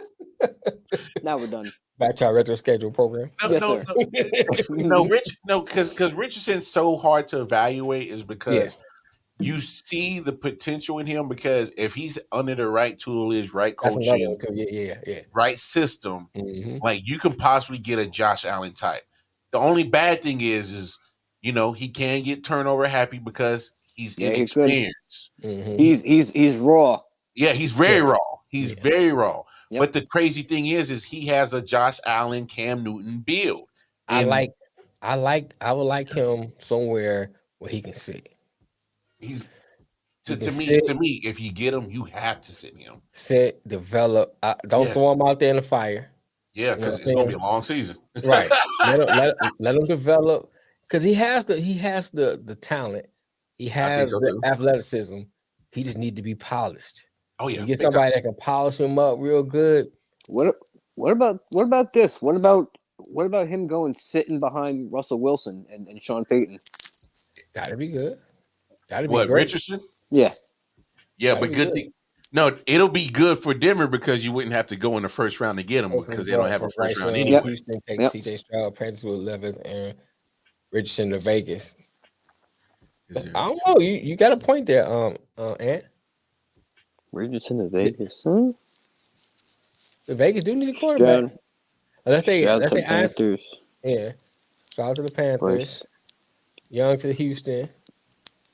Well, if Panthers. well, I'll say this: if that's the case, just because of the connection between Bill Belichick and Nick Saban, I can see Josh McDaniels going up trying to get Bryce Young from Alabama. I can see that. Okay. So, Same with the Bears. so I can see Vegas probably trading up. But let's be honest about Vegas. I don't think they're off the Aaron Rodgers train yet. I don't think they are. No, I don't think so either. The Raiders are a true viable place to land Aaron Rodgers. Well, you know, And Aaron Rodgers and Lamar Jackson throws a monkey wrench in all this. Yeah, You know, based on where they may go. To me, those are the two dominoes that need to fall first. Right. And especially if Rodgers moves. Mm-hmm.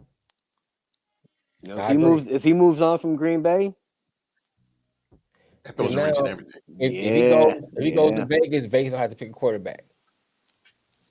No, so they don't. They necessarily don't have to move from where they are. No, Vegas can actually move out the first. They can move out the top 10 and pick up draft picks from other players that want to from other teams that want to move in that top 10. Yeah, they could trade back. Yeah, I would trade back if you go get your quarterback. This draft is full of cornerbacks, full of defensive tackle and defensive ends. I mean, it's plenty of them in this draft. And by the time the first top 10 pick, it's still going to be because you got possibly four quarterbacks going to go in the top 10. Possibly. At least three, for sure. I think three will go. I don't know. I might just stick with just CJ Stroud and Bryce Young. Don't get me wrong on Will Levis and Richardson. Don't get me wrong. I think, but from what I'm listening, from what I'm hearing, people are loving Levis, man. Yeah. They have been talking a lot about him. Yeah, but okay, look at who. Okay, we already said, and it's no diss to Will Levis because I've been hearing the same thing too. Because I like Will Levis. My only knock against Will Levis is he played at Kentucky with a team that had no offensive line, weren't keeping them healthy and keeping them upright. So you really don't get a true evaluation on what Will Levis can actually do. I hear what you're saying though. But okay, look at it like this. So you already know that Chicago not picking a quarterback. Well, they trade back or not. We know they're not picking a quarterback. Shouldn't. I'm sorry, shouldn't be a quarterback. You're right. Because these motherfuckers, I keep hearing too much chatter about moving Justin Fields. That's the media on some bull, man. Look, either way, I hearing it too much, and I don't like none of it. Because getting rid of Fields is idiotic to me. It's too soon. What you haven't given this man nothing? And from God, 2 years he's had nothing. God forbid to give any Ohio State person props, but. You know what I'm saying? Oh, so this is hurting for you to say this shit right now. But to the heart. Hold on. Heart. Hey, everybody, listen up. Mel, go ahead with what you're saying. But you ain't getting you don't have anything around him. No. Yeah, Back it up. What'd you say? You ain't getting away with this. Hell no. He's a decent quarterback, man. Hey, MJ, you see that guy?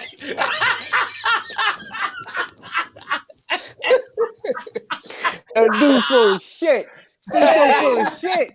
Hey. Oh my God. Well, so I need to throw the hat on for this one. You full of shit. Yeah, so he's just a decent quarterback now. Yeah. Motherfucker says, yeah.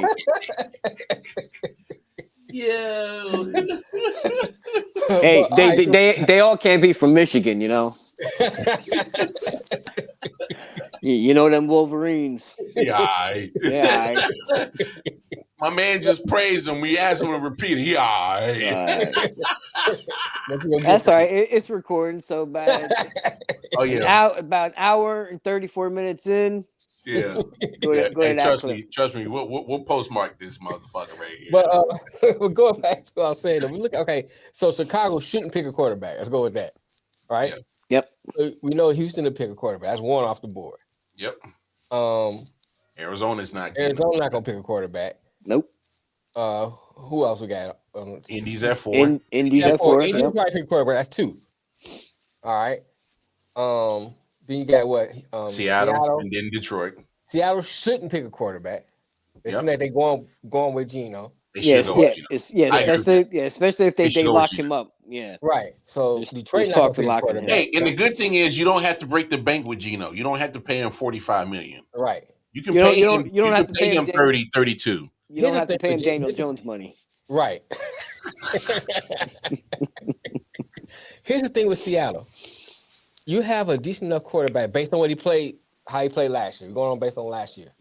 So based on how he played last year, you can build a team around him, or just build a team in general, and later on move off of him.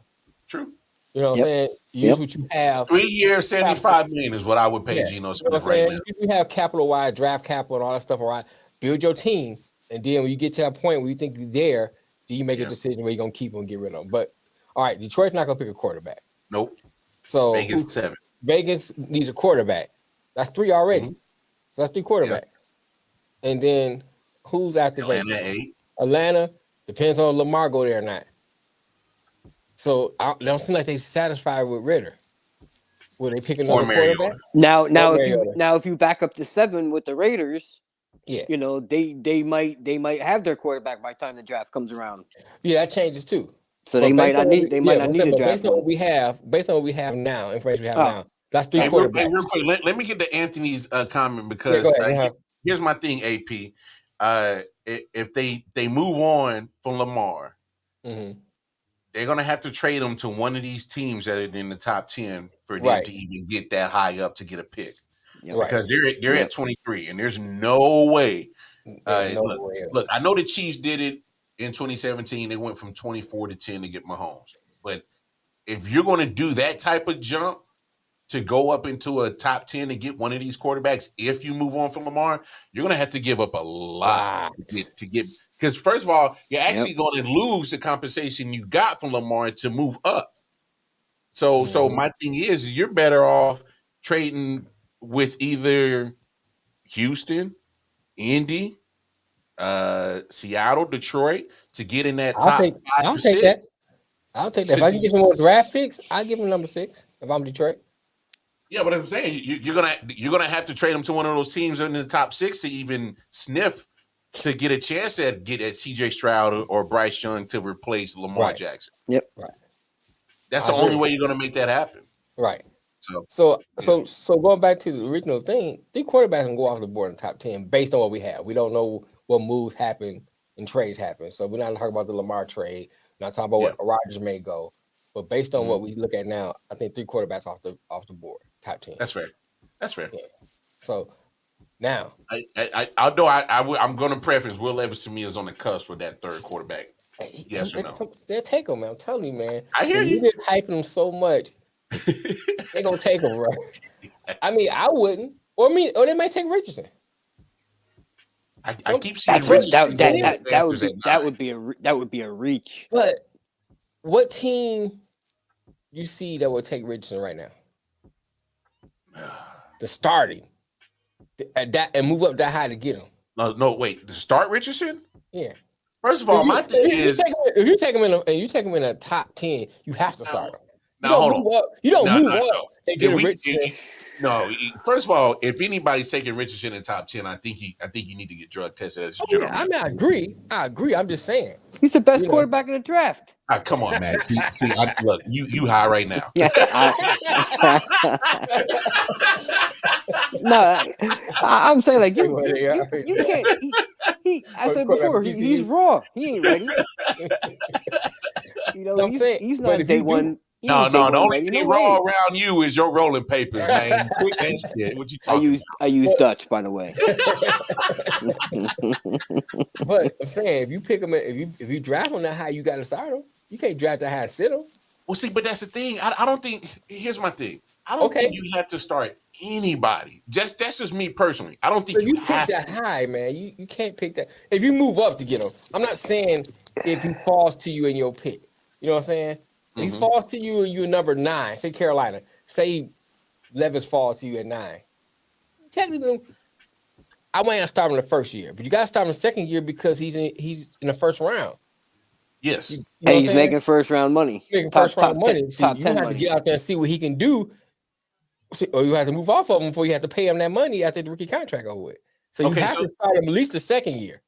Okay, Coach, let me retract because we've had this conversation before and I want to stay consistent with what I say. Go ahead. Anytime you take a quarterback in top 10, to me, they're saying that you have absolutely nothing at the quarterback position, and going and getting a quarterback in the top 10, he should be starting week 1. You So don't start I agree with you, Ant. I agree with you too. I think we're in agreement right there. Yeah.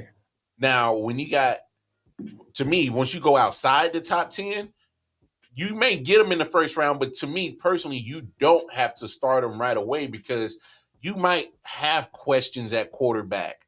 Like, the only reason why you go and get Mahomes at 10 is because, hey, we know what kind of talent, and Sean Payton has been known that he wanted Mahomes just as bad as Andy Reid. So you go ahead and you leap in front of him and go ahead and get him because you've already got questions on your ceiling with Alex Smith. So you do go and get him. You sit him. In that case, it makes sense because you have Alex Smith, who is a good placeholder quarterback. He's serviceable.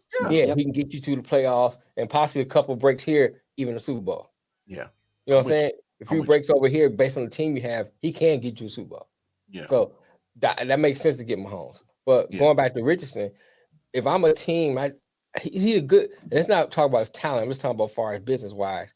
He's a good pick for you late second, third round, because you're not paying on that top money. He can sit for 2 years and you can develop him. Then it looks like it's a great move. But the greatest example of exactly what you're talking about is Jalen Hurts getting picked in the second round. Greatest example. Yes. Jalen Hurts got picked in the second round. So he wasn't getting paid top 10 first round money. So therefore, when you had questions at your quarterback position, when you had Carson Wentz and all these other cats, you was like, all right, at some point, it's probably going to be him. But let him get the way of the land. And then what happens? He gets in 2.5 years later, he's in a Super Bowl. Right. So it's a win in the long term. And you find out what you have in the short term. No doubt. And then you can go back and reassess. All right, well, we can we'll keep reevaluating. What's up, Ryan? We'll keep evaluating Jalen Hurts, but let's get a defensive end. Let's get a safety. Let's get a cornerback. Hey, let's go get AJ Brown. Right. Hey, that helps. We'll keep building our team, and then we'll pay AJ Brown. He'll be here, and him and Jalen Hurts will start building that connection. We'll draft Devontae Smith. So I 100% agree with you in that aspect. As it get people like Will Levis and Richardson in a spot that they're not going to be asked to be it all. Okay, I'm with you. If you ask them to be it all, you got the chance to potentially damage them, harm them, because that learning curve has got steeper now. Because now, damn, I didn't took my lumps and bruises like a mug, but the problem is though, most of the teams that we name need a quarterback, and by the time if you're not getting Stroud or Young, all you got left is Levis. Yeah, I'm with you. So what you gonna do? I mean, you even add Richard into that fold because he is a talent. You know what I'm saying? I was gonna say, even after Levis and Richardson, it's a big drop off. Yeah, because I don't think Hooker's up that way. Then Hooker's older, and he has injury. Malik Hooker, Tennessee. Yeah, Tennessee. Yeah, and he just came off a leg injury. Yeah, came off a leg injury, so he has questions. He's still in the third round. Still in the third round. Yeah. You know what I'm saying? I'm with it. Man, if we get him in the third round, pick him up. He has the potential. The problem is with him, because he's older, the time for him to sit is less. Because he's 25, I think. Is he 25 or 24? Something like that. Yeah. So say he's 24. He sits for 2 years. Now he's 26. This is prime time. You know what I'm saying? He in his prime now and hasn't really had any experience to play. Versus you got Richardson or Levis or somebody like that who was younger. You sit for 2 years. They're still young. By the time they hit their prime, they ain't got experience behind them, and they can really develop into a good quarterback. And as much knowledge as you can actually get and gain from actually just sitting back and watching and observing.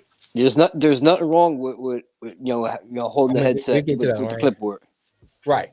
Nothing wrong with that. You can learn a lot. Yep. You should. You don't know. Right. Well, so let's go ahead and transition because we got the last 15 minutes. You want to talk about Djokovic?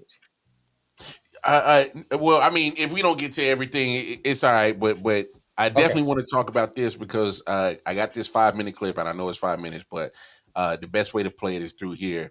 4 minutes and 55 seconds. I want everybody to pay attention to this because we got our baseball guru Matt here with us. Baseball is going through a whole lot of rule changes in there, and pretty much they are doing what every other sports entity is doing, as in it's time to attract a certain demographic. Take a look at some of the rule changes that they got going on. After years of debate, Major League Baseball is implementing restrictions on defensive shifts. All 4 infielders must have both feet within the outer boundary of the infield when the pitcher is on the rubber. Number 2, lateral positioning. 2 infielders must be positioned on each side of second base when the pitch is released. Number 3, no switching sides. How does this look on an infield? Have the depth. I can't go stand deep in the outfield grass anymore. I got to be engaged with the dirt. That's basically what that says with the outer boundary. So now your infielders are there. The other one is that 2 infielders have to be on one side of the diamond. So I'll use that cone as my third baseman over there. This is my shortstop. So he would have to stay in this position. Provides players with greater opportunities to showcase what Harold was talking about. Athleticism. Number 2, to encourage more balls in play and counteract the growing trend of 4-player outfield alignments. We have all these great athletes. This generation we talk about, the best athletes to come along. We don't see it. Right. Now we'll get a chance to see them. We are. Having Raul here is great. He played over 140 games at first base in his career, which is significant because that base, all the bases, have grown. I want to show you the difference from 15 inches to 18 inches. Earlier, Raul explained why that is important.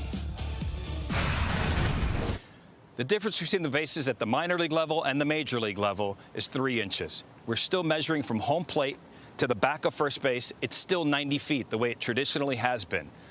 The reason for this rule change is strictly for player health and safety. The first baseman is now gaining a 3-inch advantage and moving him out of harm's way of the base runner. It's to avoid collisions and to keep players on the field healthy where they belong, performing. We've seen players get stepped on.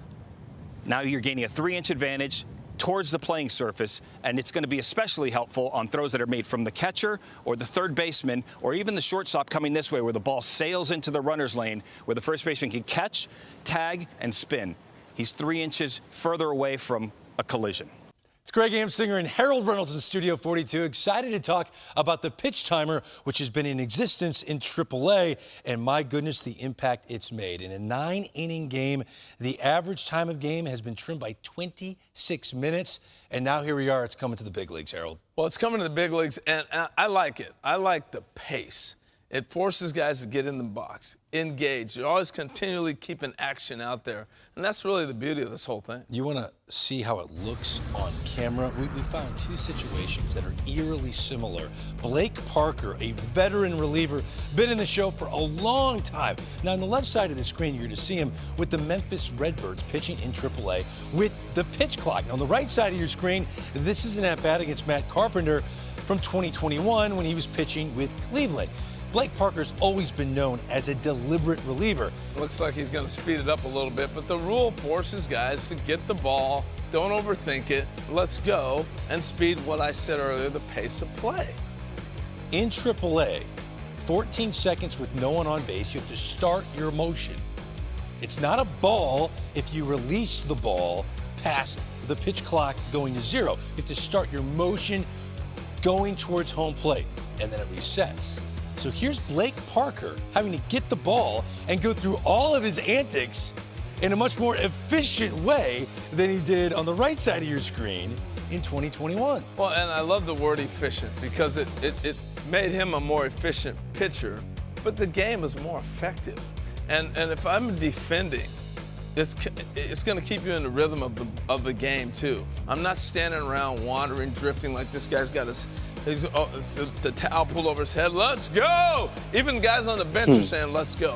But the pace of play picks up. That was his 5th pitch right there. And we're in the 3rd pitch still, getting ready to deliver his 4th pitch in the Major League game. That's a big difference. It is a big difference.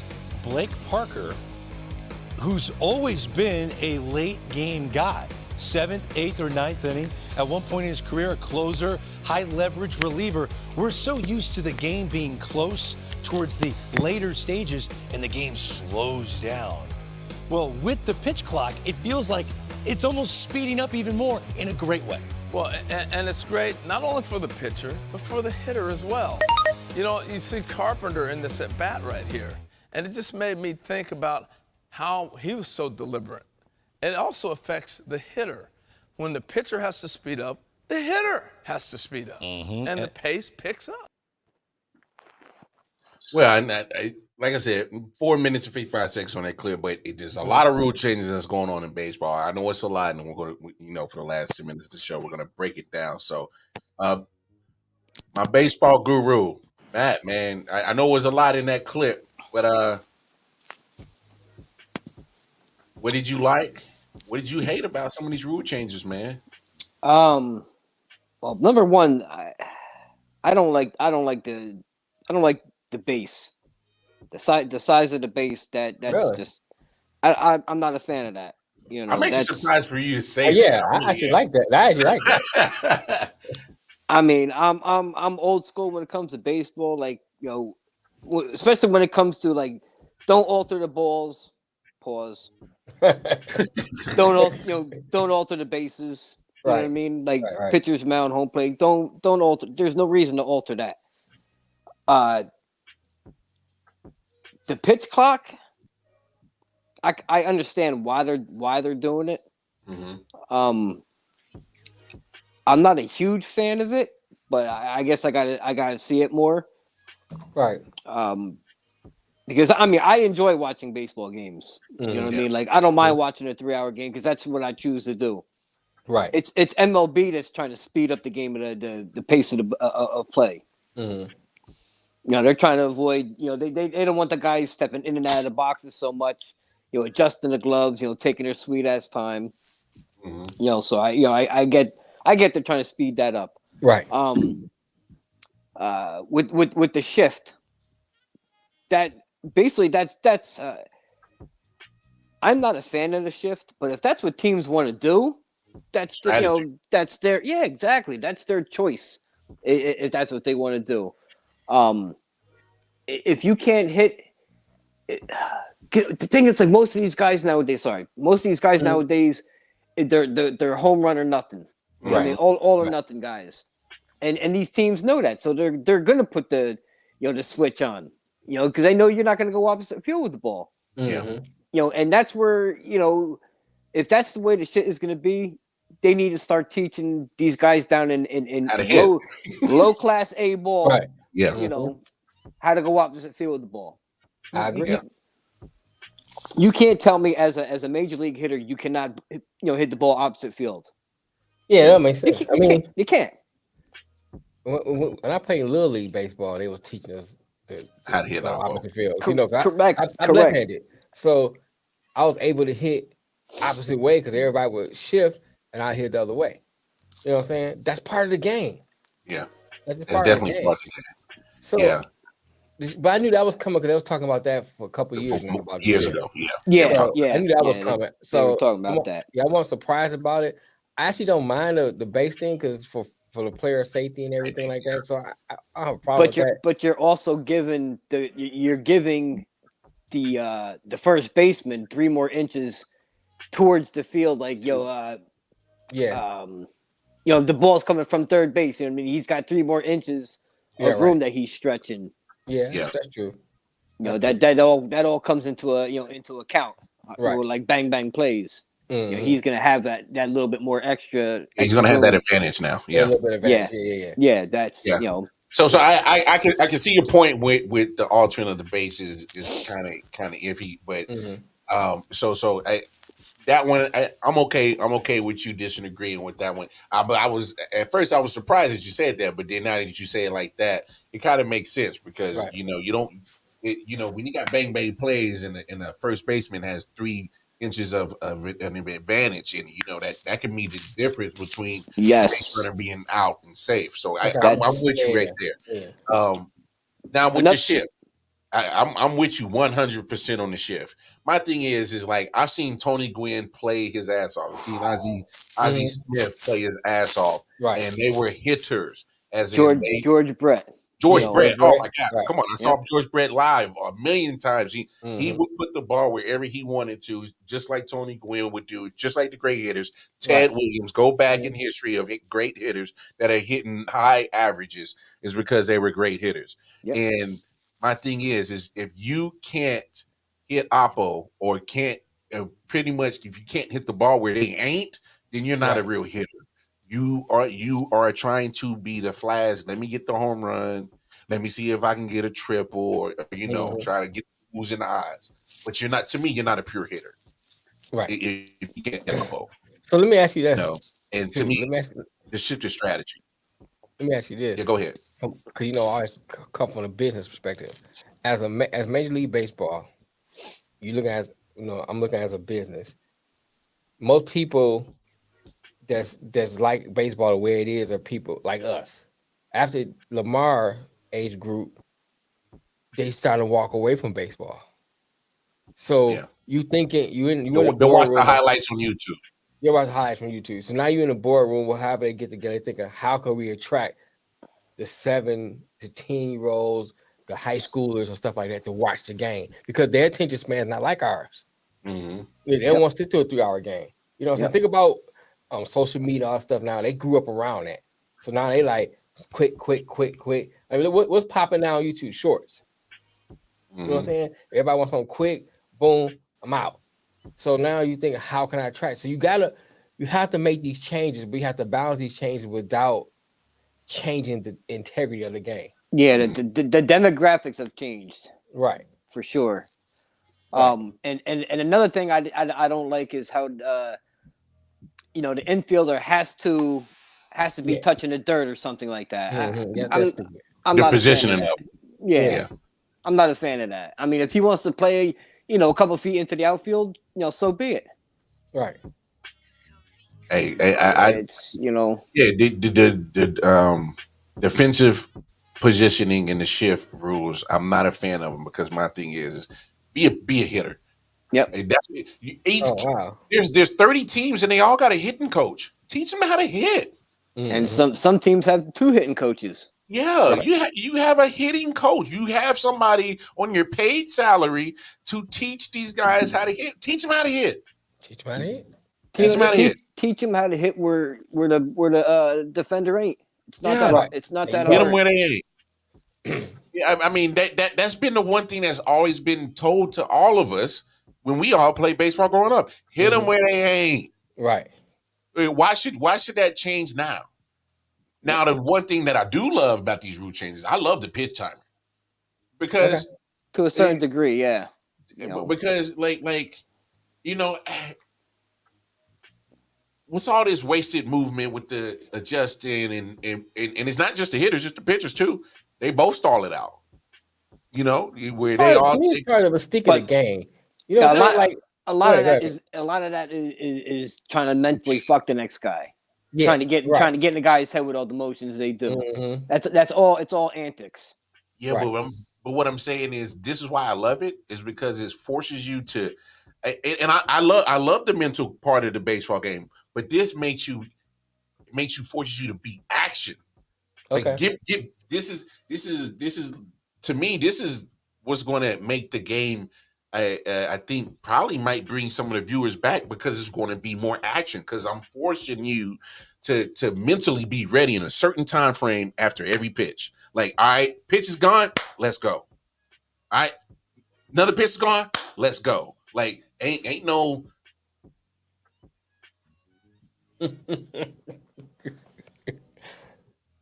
Right. You in the club? That's what's going on, man. They doing the worm, they checking the jock, they checking the gloves, restrap them, make sure the pat. pad on there still. You know, they doing all that, and you just wasted another 30 seconds. And then now the pitcher's got to waste another 30 seconds because he got to adjust. And now you got to get the resin bag and action. Give me action. And so this is what I like about the pitch clock. So I don't know. Final thoughts on the pitch clock, fellas, or final thoughts about the rule changes in general. Go ahead, Mel. Like I said, I like the mystique of the pitcher have his own little set of antics and stuff like that. I like that part of the game. You know what I'm saying? I do like that.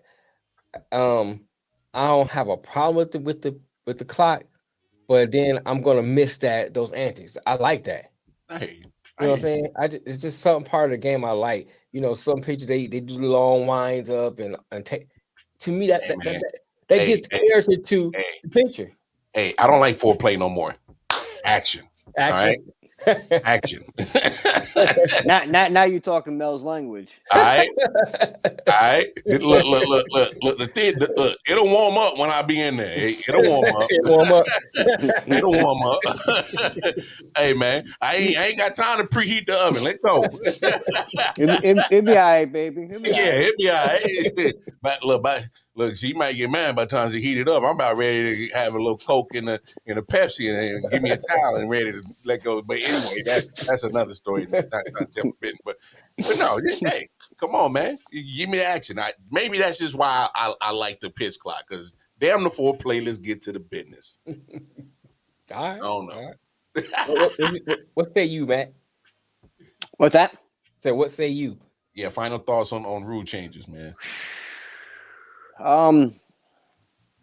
Yeah, pitch clock is I think is the only one that I have a problem with. You know, that and the base. Well, actually, I all the fucking rules. I don't like any of them. You know, who am I kidding? I'm I hate them all. Let me just recap that. Yeah, I don't like the changes. I really don't. You know, baseball is a certain game that's played a certain way, and that's the way it should be. You shouldn't be altering certain things. They changed they tried to attract a better crowd, like more viewership. I get it 100%. And teams are going to do what they have to do. Major League Baseball is going to do what they have to do to keep the revenue up. Right. Because at the end of the day, that's the bottom dollar. Yep. You ain't making the money. We got to change something. Mm-hmm. It's because you're trying to chase the NBA, which the NBA is trying to chase the NFL. So as you see up there at the mountaintop of all sports entities, NFL is sitting there at the top and is looking down at everybody else and saying, what the hell are y'all going to do to try to keep up with us? And this is just baseball's attempt to try to shorten the gap. I mean, that's the bottom line of this. So there's going to be things you're going to like, some things you're rooting for, but I'm ready for the action. Let go. Yes, sir. I cannot wait. Hey. Spring training.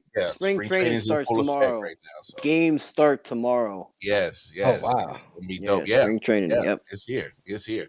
But look, man. Hey, MJ, man, we appreciate you hopping on with us. Hey, man. Big shout out to big homie Nick Shine. Hey, man, please keep the big homie Nick Shine in your prayers, man. My man's dealing with some real personal shit right now. Mm-hmm. Oh yeah, Nick, we got your back, Nick. Yeah, that's not my business to tell. If you want to know what's going on with him, conversate with him, and I'll let him speak on that situation. All I'm saying is, because I.O.W, we are about unity and family around here, because we appreciate everybody that contributes, and it's not just us in front of the camera that contribute to I.O.W. It's literally everybody on that Facebook channel. That's followers on the Facebook channel, followers on the YouTube, Instagram, Twitter.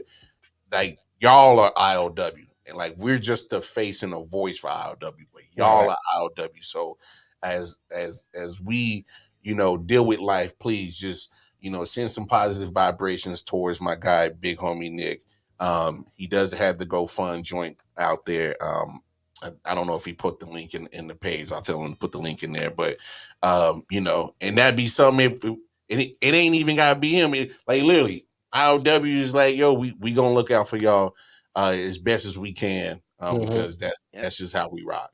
But On behalf of everybody from I.O.W, I'm the Wild Card Mario. That's MJ. That's the 2022-2023 NFL Pick'em champ. He got the belt floating around there somewhere. I got it in the other room. Don't you worry.